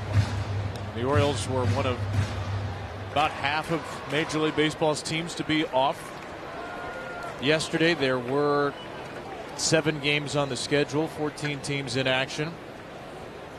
But the O's happen to be off, and the Taylor Ward situation is just such a strange one. Brady North, Orioles assistant hitting coach, was there with him.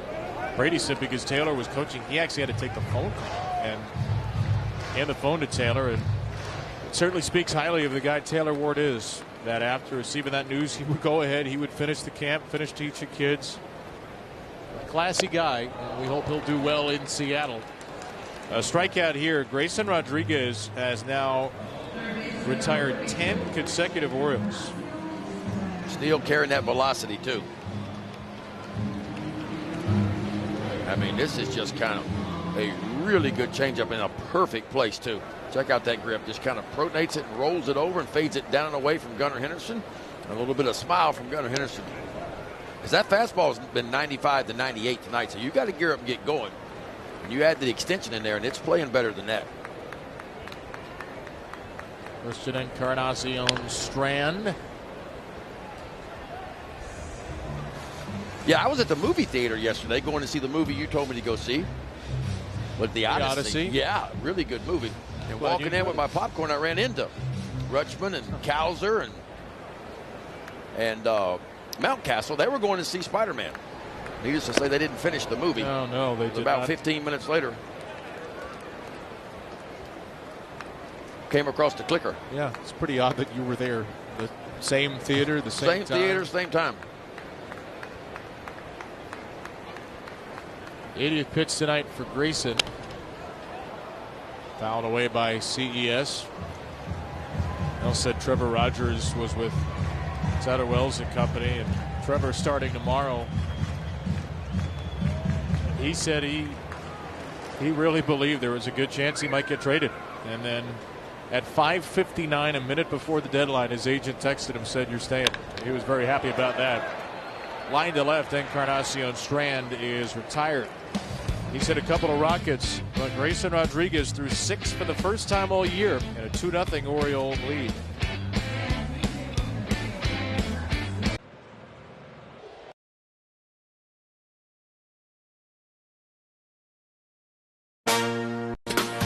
What a night, Ben. What a big league return after 3 months for Cade Povich. 6 shutout innings. Slim Shady got it done tonight, folks. And I tell you what, he pitched really, really well. The breaking ball was his best pitch by far. We heard a lot about the changeup, but I love the way he used his fastball. He elevated it when he wanted to. He threw it to the inside part of the plate, and he got to that breaking ball. So a really good night.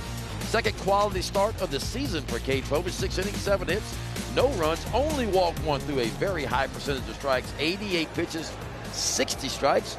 And now it's time for our Jiffy Lube pitching change. On a fast, easy oil change plus free top-offs and vacuuming, Jiffy does it all. And now it's time for Rico Garcia.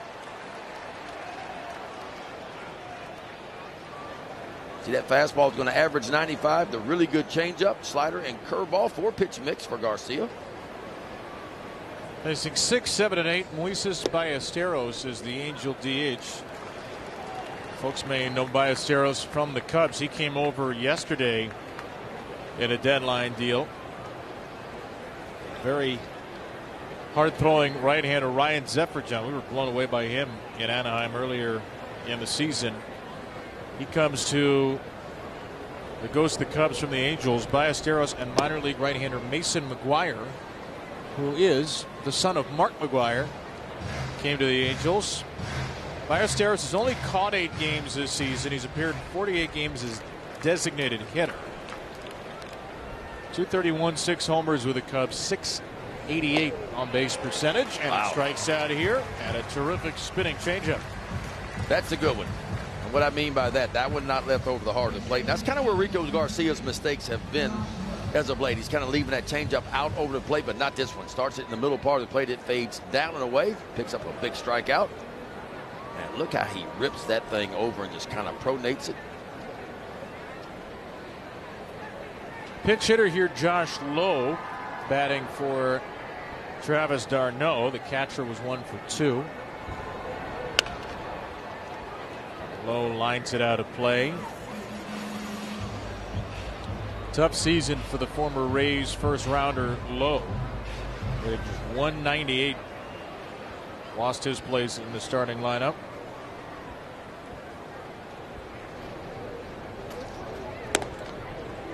He Angels made a whole bunch of moves today. Adam Frazier came off the IL, former Oriole. Ben Joyce as well, smoke throwing right-hander. A couple of relievers, Sean Anderson, Blake Wyman, had their contracts selected. Ballesteros, who was acquired on the active roster. Jorge Soler was DFA'd. And of course, some significant trades for the Angels. It feels like, Ben, the fire sale that's maybe been 10 years in the making finally started to take place for the Angels yesterday, with Jose Soriano among a bunch of others leaving town. And this is a franchise that's been stuck not even in neutral. I mean, they just haven't been doing anything on the field, and they haven't made a lot of trades off the field. But let's Shohei Ohtani go for basically nothing. So finally, with John Mozeliak, the longtime Cardinals executive, in charge now, they sold off a whole bunch of pieces. Low to right field. There's a base hit. Yeah, obviously the Angels come in worst record in baseball. And in the history of their franchise, KB, they've never finished with the worst record in baseball. Their first year was 1961. They're in jeopardy of doing that for the first time in franchise history. They didn't trade everybody. They hung on to Zach Neto and Reed Detmers, who were two of their big trade pieces. The big trade was Jose Soriano, starter with a 3.29 ERA. He went to Toronto, which opened some eyes. Yeah, and that's a guy with some club control, right? That's exactly, because the Jays are sellers, but they get Soriano for a couple of years after this. Arjun Nimala, minor league shortstop, very highly thought of player, headlined a 3-prospect deal for Soriano. And here's our old buddy Adam Frazier, pinch hitting in the 7th for Jose Siri. Boy, you talk about some big moments in an Oriole uniform in his short time in Baltimore, Adam Frazier. He was in that 2023 Magic Carpet Ride of a Year, Mr. Clutch.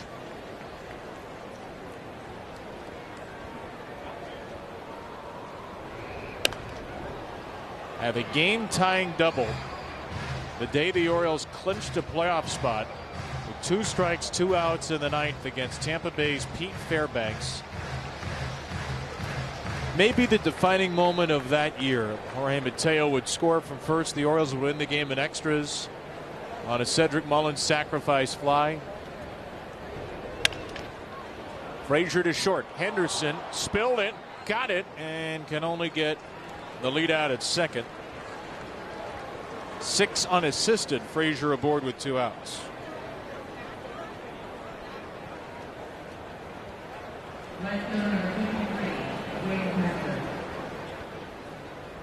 Gunner to the backhand side. See when the ball hits, it kind of gets into the heel of his glove just enough.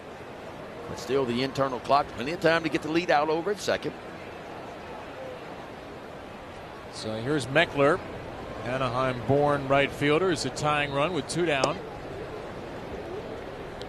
This is an Oriole bullpen that's, of course, down the man who would become their closer, Tyler Wells, having a brilliant season, traded to Tampa Bay for right-handed starter Michael Ferret.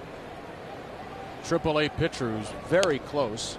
Like Elias said, I think 1 phone call away. Ferret was with the Orioles and was traded to the Rays in the Shane Baz deal. They get him back, trading Wells, who was under contract through the end of next year. So the O's bullpen will have to make do without him the rest of the season.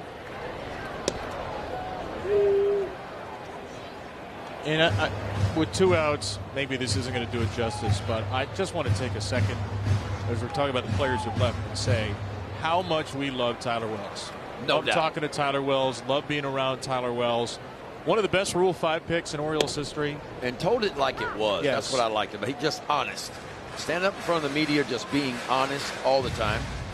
And look, Tyler Wells, whether you put him as a starter or a reliever, and he always wanted to be a starter, he did his job, and he didn't complain about it. He went out and did his job every day. It's going to be weird, but wonderful. The previous pitcher's called a strike. The batter has challenged. Maybe not wonderful if you don't like the Rays, I get it, but for Tyler and Brian Baker, Pitch to the ball. It is ball 4. Los Angeles both have has 2 some remaining counts. Jacksonville area ties to be in the same bullpen together again with the Rays. Brian Baker's been the arguably best closer in the American League this year. So we're really excited for Tyler to go to Tampa Bay and hopefully keep being the incredible pitcher and wonderful person he is. And he's somebody that was just one of our favorites, just full stop. A terrific guy, became a terrific reliever, a great success story. You know, remember, Rule 5 pick, you got to spend the whole season on the active roster. He was 1 of 2 with the Orioles that year. Their first Rule 5 pick that year, Max Soroller. Their second Rule 5 pick, Tyler Wells. And not only did Tyler Wells stay on the roster through 21, he made it all the way to this year. And look, when he burst on the scene out of the bullpen, he was really good too. And that's why Mike Elias and company knew that he could go back into the bullpen and be effective, and he had an outstanding year this year. And they felt like the Orioles, this was just a trade that made sense because they think Ferret could be a really good big league starter. Wells for another year of club control, but he's going to be a big, big loss. Zach Neto's the go-ahead run here. Neto takes strike 1 from Rico Garcia after a hit and a walk. And the challenge overturned. ABS powered by T-Mobile on that ball forward to Meckler. Yeah, and that's the good news for the Orioles. You talk about depth now, depth in the rotation. Orioles picked up 3 real depth pieces. Not bullpen pieces, but depth pieces in the rotation yesterday.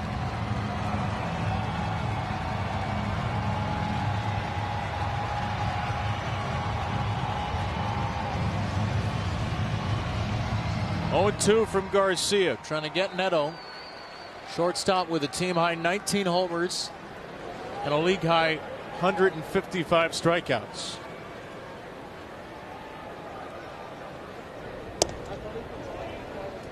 Oh, this team can strike out. And that's exactly what Rico Garcia is looking for here.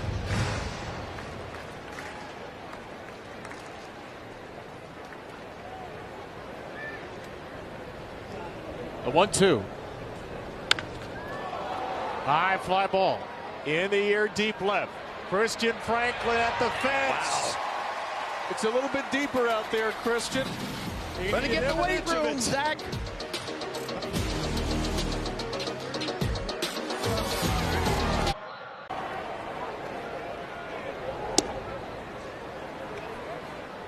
Two nothing Orioles.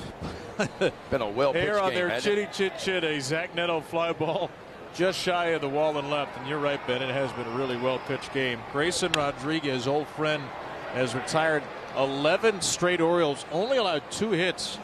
Orioles have gone down 1, 2, 3 in 5 of the 6 innings, and yet they have the lead. By far his best start of the year, obviously. First quality start of the year. 6 innings of work, only the 2 hits. Just 1 walk to control has been much better than 4 strikeouts. Working with the new catcher, Tyler Heineman. He gets his 5th strikeout. How about retired 12 straight? How about 12 in a row now? This is pretty amazing. Yeah, the Angels got to be pretty happy about what they're seeing right now from Grayson Rodriguez. And as I mentioned earlier, kind of turned the corner his last time out. Had a really good start against the Astros. He's backed that up with a really nice start against the Orioles. New catcher for him here, Tyler Heineman, after Adam Frazier and Josh Lowe had pinch hit. This is the longest start for Grayson Rodriguez since July 2nd, 2024, when he went 6 1/3 shutout, 2 hits for the Orioles in a win in Seattle. The last time he'd thrown 6 innings was his final start as an Oriole, July 31st, 2024 against Toronto. 5 innings or less, 5 of his first 10 starts this year. Mayo to right field. This could be trouble. It will be trouble. Orioles first base runner since the 3rd, and Mayo is thinking 3. And the ball gets away, but is backed up by Rodriguez. So Kobe Mayo, 6 days after his first career triple, has triple number 2. I tell you what, he was long striding coming around second base, too. Second triple of the season. Hits this ball in the perfect spot. You don't see Kobe Mayo getting a lot of hits to the backside of the field. Didn't drive it, kind of an inside-out swing, and just shoves it down the right field line. And Meckler out there, this ball kind of gets hung up in that hole out there. Watch Kobe Mayo here. He knows the ball's fair about right now. He's thinking 2 for sure. But one more quick pick, and he could tell Meckler was having a little bit of trouble. Grabs another gear and long stride it around second and in head first for the triple.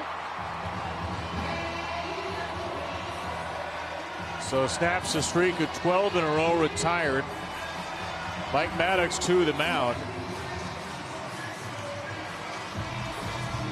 And the Orioles a chance to add one more as Christian Franklin bats with a great opportunity for his first big league RBI.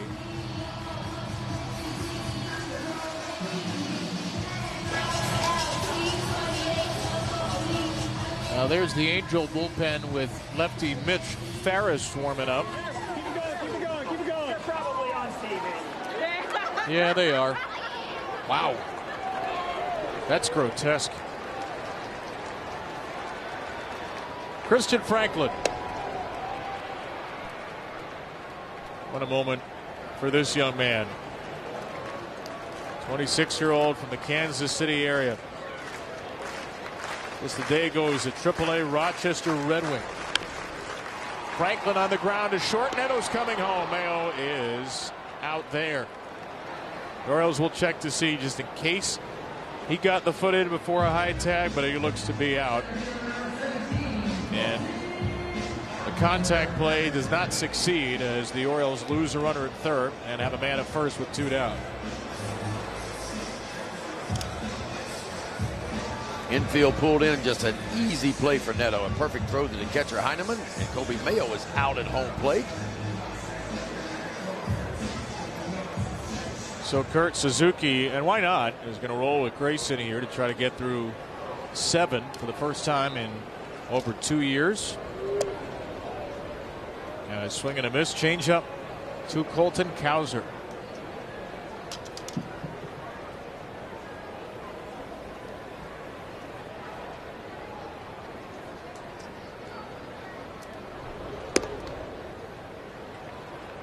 You probably could not blame Grayson Rodriguez if he was a little extra fired up for this game, and it's been by far and away his sharpest start as an Angel. One of the sharpest, frankly, of his big league career.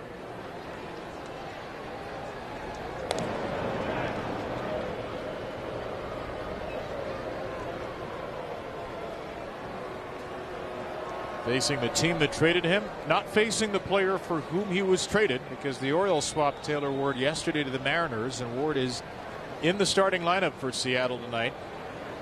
Pretty good lead. Swing and a miss by Cowser, 1-2. Ward is batting 8th for the Mariners and DHing today. There are the Angel changes, by the way. Meckler's in left, Josh Lowe is in right, Frazier is out of the game. Tyler Heineman took his spot in the 8th spot.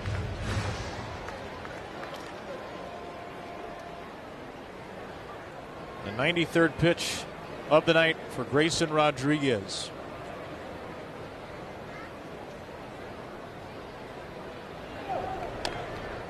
Franklin on the run. It's a check swing grounder up the first base line, and Cowser's ball was foul.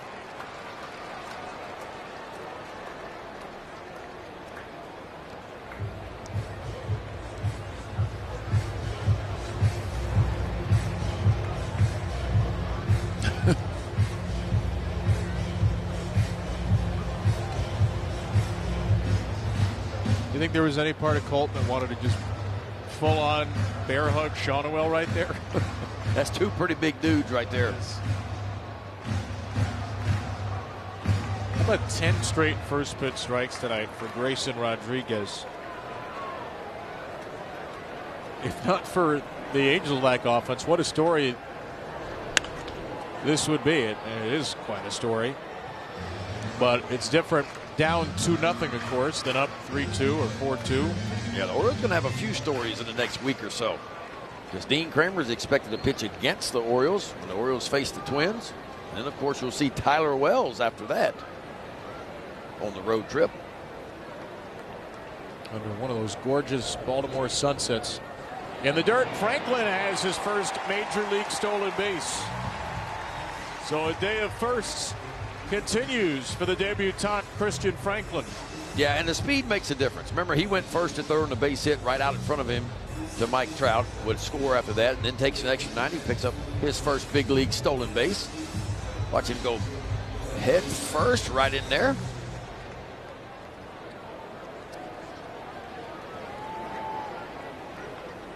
So he's in scoring position. Cowser will see his 7th pitch. Orioles trying to add on in the 7th. Colton hangs in there against another changeup. Orioles 1 for 5 tonight. Runners in score position. Trying to make it 2 for 6. A little bit of insurance. Orioles were only 3 for 13. Only 13 opportunities with runners in score position in that 3-game series against the Phillies.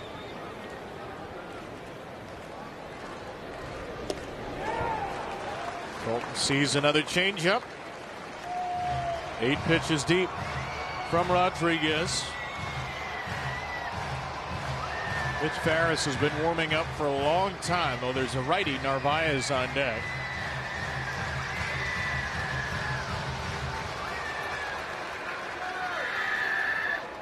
A 98th pitch coming for Grayson, which will tie a season high. And it's strike 3 looking. What a performance by Grayson Rodriguez in his old stomping grounds.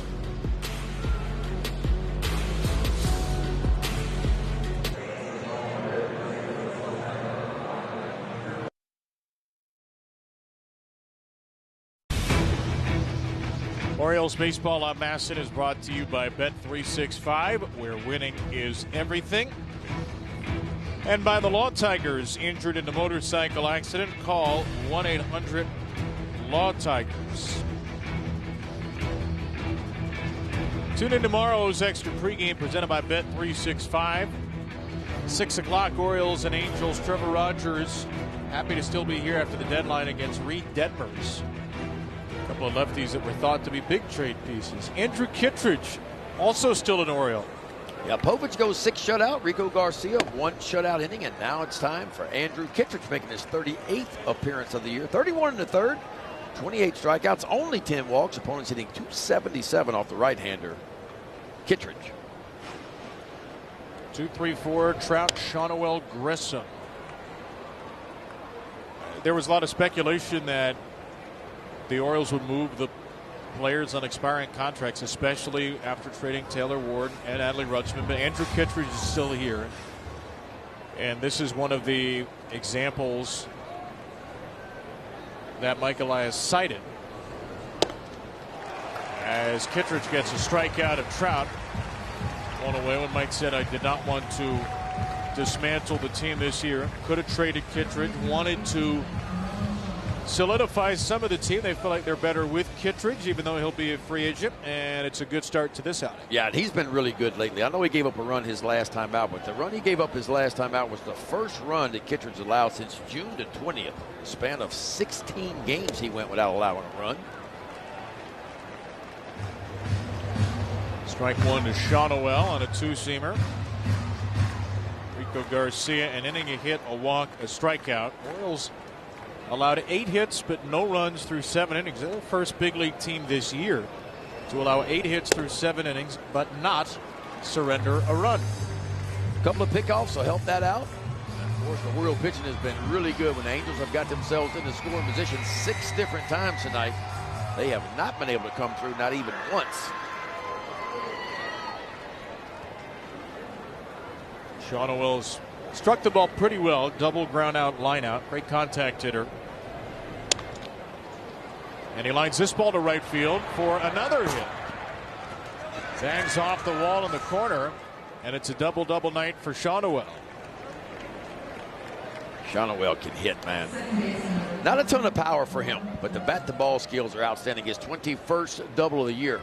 Pretty good pitch right here, too. This ball is down, but he just kind of goes down and sinks into his legs and finds a barrel right down the right field line.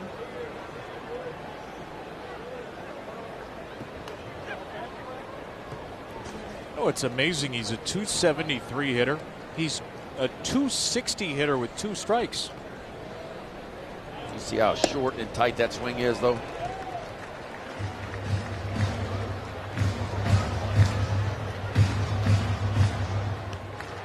I wonder if this is always the hitter he's going to be, or if he's ever going to be a guy at first base who tries to add a little power. He's always a high on base guy. Inside to Vaughn Grissom, who's the tying run now with one away. Angels came a couple of feet away from the lead in the 7th. Like Josh Walker, the left-hander, starting to get heated up. Interesting that it's Walker and not Grant Wolfram, who is usually the leveraged lefty. Now Wolfram's last outing was a rough one, so was Walker's. Both allowing runs over the weekend against the Phillies. Yeah, the Oriole bullpen have been really good into the final 2 games against the Phillies.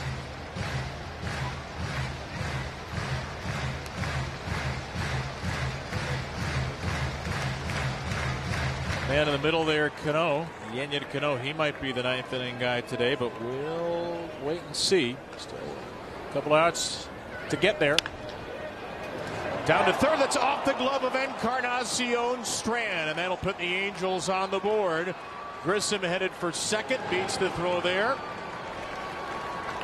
Nolan Shawnuel's in to score, and the Angels finally get on the board on a ground ball mishandled at third by Christian Encarnacion Strand. Ball was struck firm for sure to the backhand side.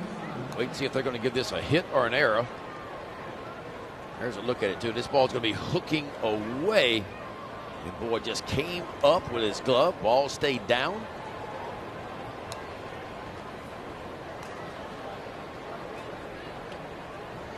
And the ruling is an E5. Encarnacion Strand's 3rd error of the year. So now the tying run at second. And the young Denzer Guzman, 22-year-old, at the plate. Guzman, a high fly to left field. Franklin settles underneath it. Grissom holds at second. Pretty strong throw to the cutoff man. First time we've gotten to see Christian Franklin's arm, and it was a good one. Sunday, August 23rd, the Orioles host the Rays. 20,000 fans receive an exclusive O's cap presented by DAP. Go to Orioles.com/tickets.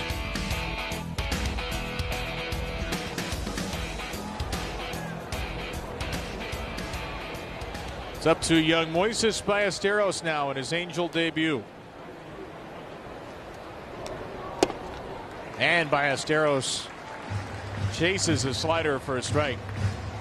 That's Andrew Kittredge right there. Most all of his balls are going to be down. It's more of an east to west approach. Likes to run the 2-seamer away from the lefties. Sliders in. A little tapper. Kittredge off the mound with a bare hand. Shot puts it off Ballesteros. However, out. Ballesteros will be called out. Ballesteros got out of that 45-foot line is what he did. You see halfway down first base, there's a double line right there, and you are supposed, you can be on the line, but you can't be inside that line. So a rather unusual play, but it ends the inning. The Angels get an unearned run, strand a runner because of this. He was way inside. Where he is. You hit that 45-foot line, you can't be there, big fella.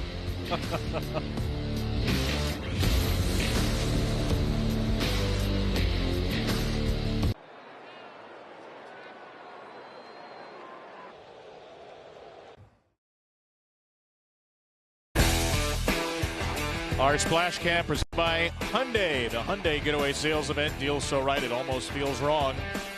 Only at your local Hyundai dealer. Yeah, that's the splash of the night. It's not the bird bath, it's the beer bath for the guy who had the foul ball hit his Modelo. Well, there's Mitch Ferris making his 25th appearance of the year. 45 and a third. 46 strikeouts. That's a good number. 21 walks, though. Keep an eye on that. The opponent's hitting 277 off the left-hander, Ferris. Well, he replaces Grayson Rodriguez. It was one of the best performances of Grayson Rodriguez's career, quite frankly. 7 innings, 3 hits, 2 earned, a walk, 6 strikeouts, 98 pitches, 69 strikes against his old team. As Carlos Narvaez, new Oriole, grounds out. Just another oddity this very strange day, Rodriguez was exceptional. He was outstanding. Threw a lot of first pitch strikes, only walked one. Walks have been a little bit of an issue this year for Grayson Rodriguez, but that's back-to-back solid starts for him. So the Angels have to be pretty excited about that, as Tyler O'Neill's going to grab a bat and pinch hit. Grayson's first quality start since his last Orioles start, July 31st, 2024. O'Neill batting for Beavers in a one-run game. And Tyler will take one wide. Again, the Orioles trying to start the post-trade deadline era with a win after sending Adley Rutschman and Jake Rogers to Boston, Taylor Ward to Seattle, Tyler Wells to Tampa Bay.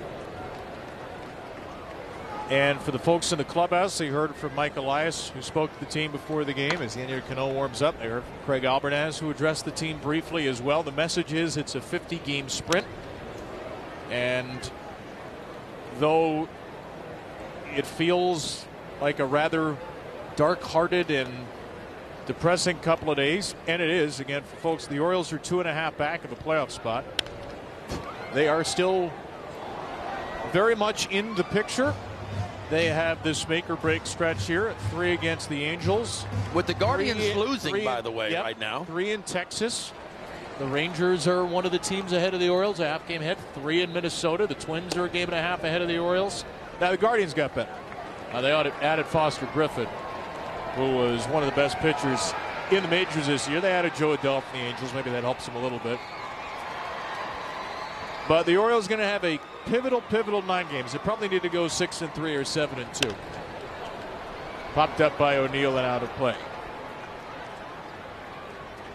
Here is the upcoming schedule. It's brought to you by Science and Kirk. Injured in an accident? Call Science and Kirk or visit youhavealawyer.com. Remember, you have a lawyer. It's going to get a lot trickier. Tampa Bay's after that.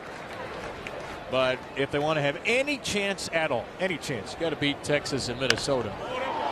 Slam by O'Neill. Left center field. Is it too high? Get up and we'll go. Another pinch hit homer for Tyler O'Neill.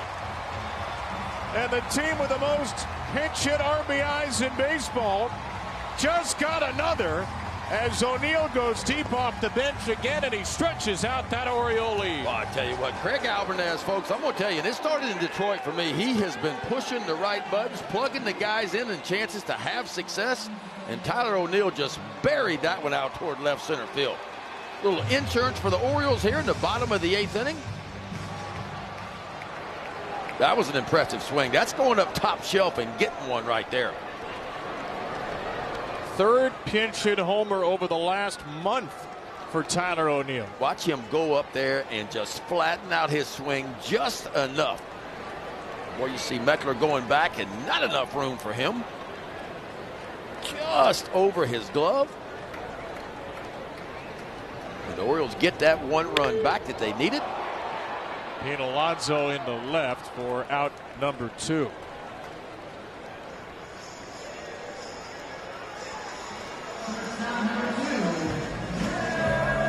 Three pinch hit home runs. July 8th against the Cubs. July 27th in Detroit. That was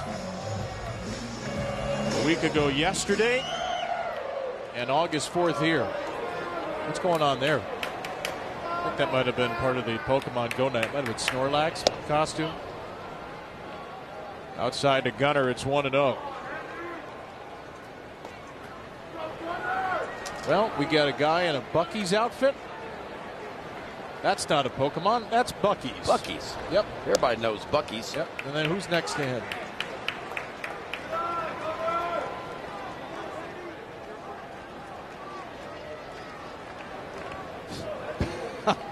Buc-ee's and Beavers. Let's see what you guys are doing. By the way, that looks a little bit like the Dylan Beavers bobblehead. Have you seen that? I have not. That's going to be coming out shortly here in Double-A for the Chesapeake Bay Sox. It's Dylan Beavers as a Beaver. Sunday, August 9th, this upcoming Sunday. 4-pitch walk for Gunner. And runner aboard for Encarnacion Strand. Here comes Mike Maddox.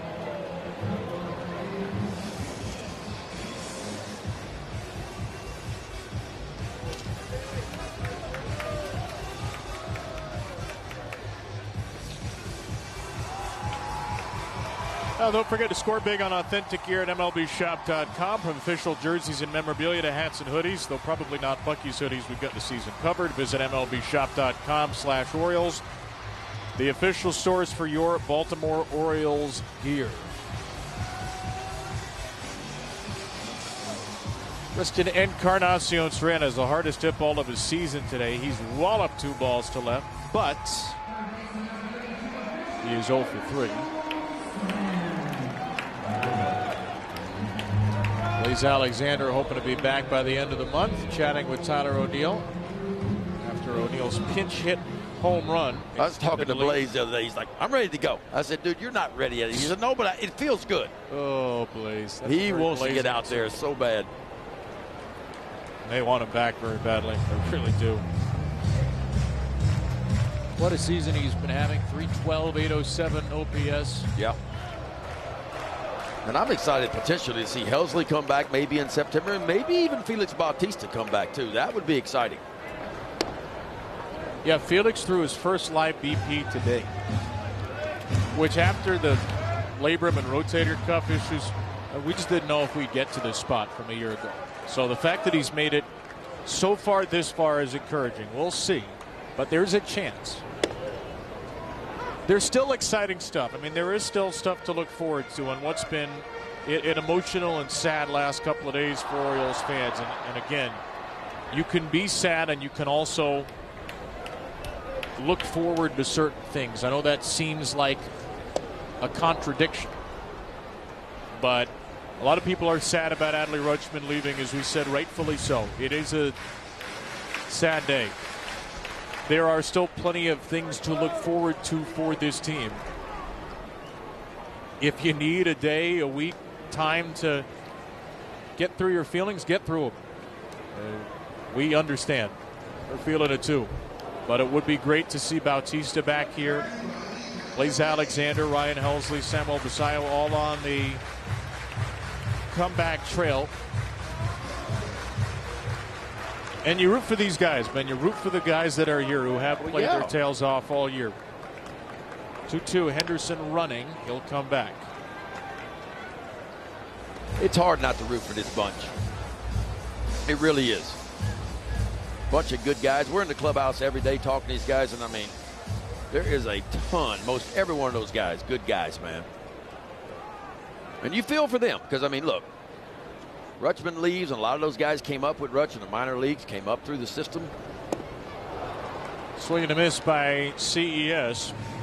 The Orioles get that run back on a Tyler O'Neill blast. Do it, T.O. This is what you call going top shelf and getting you one. Go get you one, kid. Watch this. Top shelf, and boy, he finds the barrel out toward left center field. T.O. gets that one run back for the Orioles, and they will take a 2-run lead into the ninth.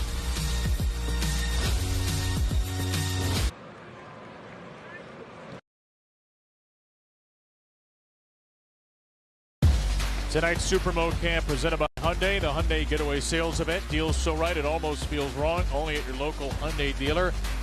How about the first big league stolen base tonight, Ben? Yeah, saw him get his first big league walk and then his first big league stolen base for Christian Franklin. Scored his first big league run as well, and that run important in a 3-1 game, which will hopefully be closed out by the man who recently signed the new contract, Yennier Cano. Cano making his 50th appearance of the year, hunting his second save of the season. 37 2/3, only 8 walks, 32 punch-outs, but opponents only hitting 194 off the big right-hander, Cano. No Tyler Wells. He was traded to Tampa Bay yesterday for Michael Ferret. So Cano is the man in the ninth tonight, facing Josh Lowe, Tyler Heineman, and Wade Meckler. That's 3 lefties. That's an unusual pocket for Cano. But the Orioles are in a little bit of an unusual place with Ryan Helsley hurt and without Tyler Wells. Leody Taveras replaces Tyler O'Neill, who pinch hit for Dylan Beavers as the new defender in right. Slicing to left center field. There's a hit for Lowe to begin the ninth. It bags off the base of the fence, and the Angels will bring the tying run to the plate on a Josh Lowe double.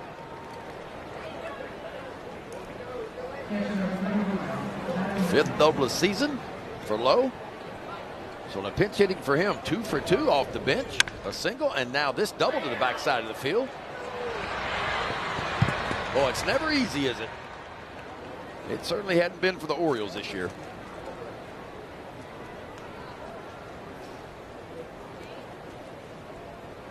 Heineman, who had an amazing year with the Jays last season, really struggled this year. 174. Takes low for ball 1.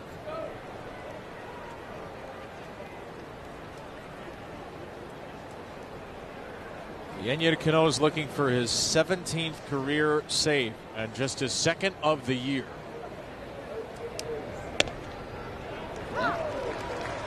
And lefties this season, 255, 674 OPS against Cano. Righties are 159 with a 387. By the way, that Vaughn Grissom play in the 8th inning has been changed to a double. So that's now a hit. And it means it's an earned run against Andrew Kittredge. It goes an inning, 2 hits, 1 earned run, and a strikeout.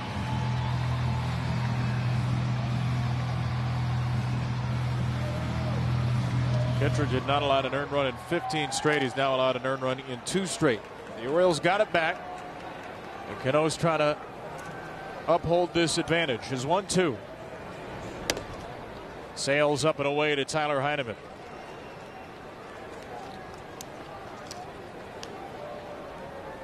Wade Meckler, perfect at the plate tonight, is on deck. The 2-2 pitch. Ground ball right side. Alonso for Cano, and there's out number 1. Lowe does move to third, a move of little consequence. But now that O'Neill home run with a runner at third looks huge. Enormous. Huge. Pete Alonso has to retreat just a little bit, but a nice feed over to Yennier Cano covering the bag.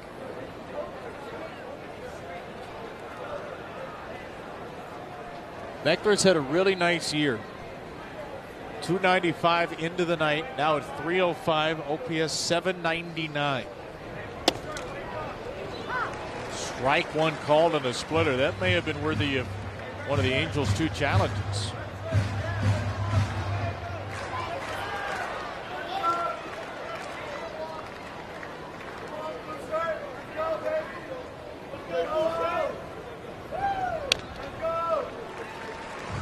Two strikes on Meckler with a 2-run lead.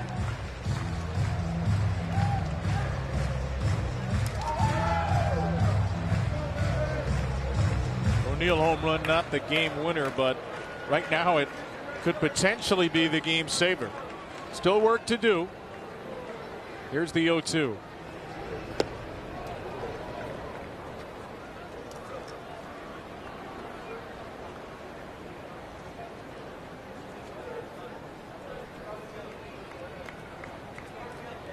An Oriole team that knows it has underachieved, still feels like it has pieces to make a push. 50 games left to do so. 2.5 back in a very crowded American League field where Cleveland, Minnesota, and Seattle all went out and added.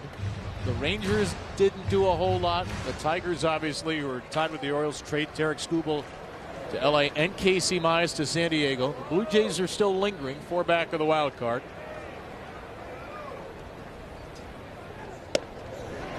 Yes, sir. Strike 3 called and subsequently challenged. The previous pitch was called a strike. The batter has challenged. ABS powered by T-Mobile. Is it strike 3? Yes! The pitch was a strike. It is strike 3. Los Angeles has 1 remaining challenge. Oh, is it ever? By a pinky fingernail. By an eyelash is what it was, too.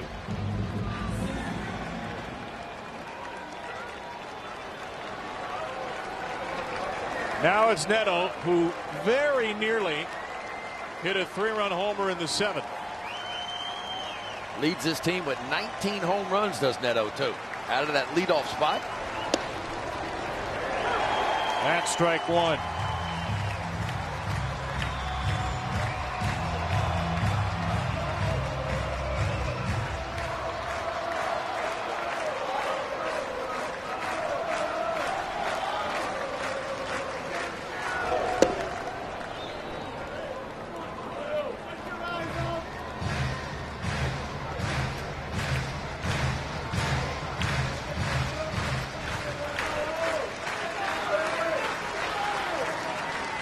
Snorlax, Bucky, and whichever one that is, they know they're a strike away. Big time splitter right there. That thing just absolutely disappeared. And you don't want to see this guy, given his reputation, Mike Trout.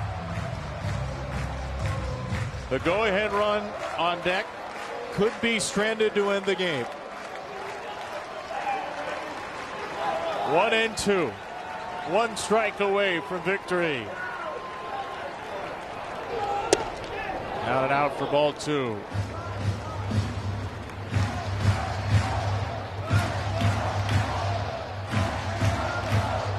What do you think here? Man, if he could throw that same splitter he threw 2 pitches ago, that thing stayed in the zone a long time and just disappeared. 2-2. He threw it, and he gets the strikeout. Cano ends the game. The Orioles needed this. Big time. They needed some good vibes. After a strange deadline day yesterday, they needed a win, and despite being out hit by 7, they get a win. It's a step in the right direction for what they believe will be a 50-game sprint to the finish. Orioles 3, Angels 1. Your final score. Orioles do it just enough offensively. The Polar Bear, a big 2 RBI single in the 3rd, and then Tyler O'Neill off the bench with his 8th long ball of the year. The Orioles win this one 3-1. Only got 4 hits on the night. The Angels get 11, but the Orioles outlast the Angels. And so mission accomplished. Cleveland is losing. The Twins are losing as well. So you're saying there's a chance. You're saying there's a chance. You just never know. The new guys tonight, Christian Franklin walked, scored a run, and stole a base all in his big league debut. Made a catch up against the wall in left field, 2 to end the 7th. Carlos Narvaez, limited at the plate, hit by a pitch that was in the 3rd inning rally, but certainly, Ben, it looked like he had the chemistry with his new pitchers, and Cade Povich led the way with 6 shutouts. Cade Povich was outstanding, man, but this is the Polar Bear in the 3rd inning. Steps to the plate, bases loaded, nobody out, just shoves one straight away center field, picks up a couple of RBIs on that base hit, and it was RBI number 70 and 71 on the season for the Polar Bear. He's with us right now, Pete Alonso. Let's start with the hit, Pete. You guys only had 3 of them against Grayson Rodriguez on the night. Were you thinking first pitch slider in that sequence? Honestly, I was just looking for just any good pitch to hit, and he laid one in there, and thankfully I was able to capitalize right there. I mean, guys in front of me did a lovely job of grinding some ABs out, and I mean, just really happy to get this win today. Petey, I tell you what, the fan base, man, behind you guys big time. A lot of noise here at the yard tonight. Oh, absolutely. I mean, we appreciate you guys like sticking with us the whole way. I mean, the fans have been awesome today. I know it's been emotional for the city and the organization, but we're going to keep going, and we're going to do the best we can and win games. Keep showing out, guys, because when you guys show up, we play better. So keep supporting us. We love you guys. Thank you very much. Pete, can you take us inside a little bit what it's like given the trade deadline, given the deals yesterday, and given the fact that you have to come back and play a baseball game tonight without some of your friends? Well, I'll tell you what, the people we have in that clubhouse, I mean, they're true professionals, and we're going to go out there, give everything we have regardless of the circumstances. This group is tough, and we want to win regardless of yesterday. But moving forward, we want to win. We know that this organization wants to win. We know that the fans in the city want us to win. So we're going to keep going for you guys and for each other. And let's have a hell of the rest of the year. Petey, you're one of the leaders in this clubhouse. You've been through this before. Did you have a message for the team yourself about what was going on in the situation and what's left the final 49 games now? Let's roll. Let's make it happen. We can't sit around and wait. We got to make it happen. And tonight, getting this win, it's a great first step. I mean, 49's a lot of games, and we got to play our best baseball. We need the fans to come out and support us, and we're gonna give the best we can every single night.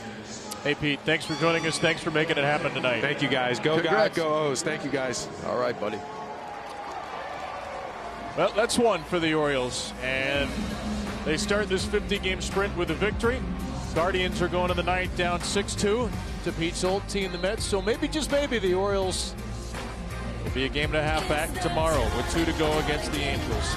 Thanks for sticking with us. Again, we know it's been an unusual, emotional, odd couple of days here in Birdland. We appreciate y'all being with us tonight. It was great to see Christian Franklin do his thing in his big league debut. Kane Povich, 6 shutout. Pete Alonso, the big hit. And the Orioles are 3-1 winners. More to come for Ben and Melanie Newman. O's Extra postgame is next.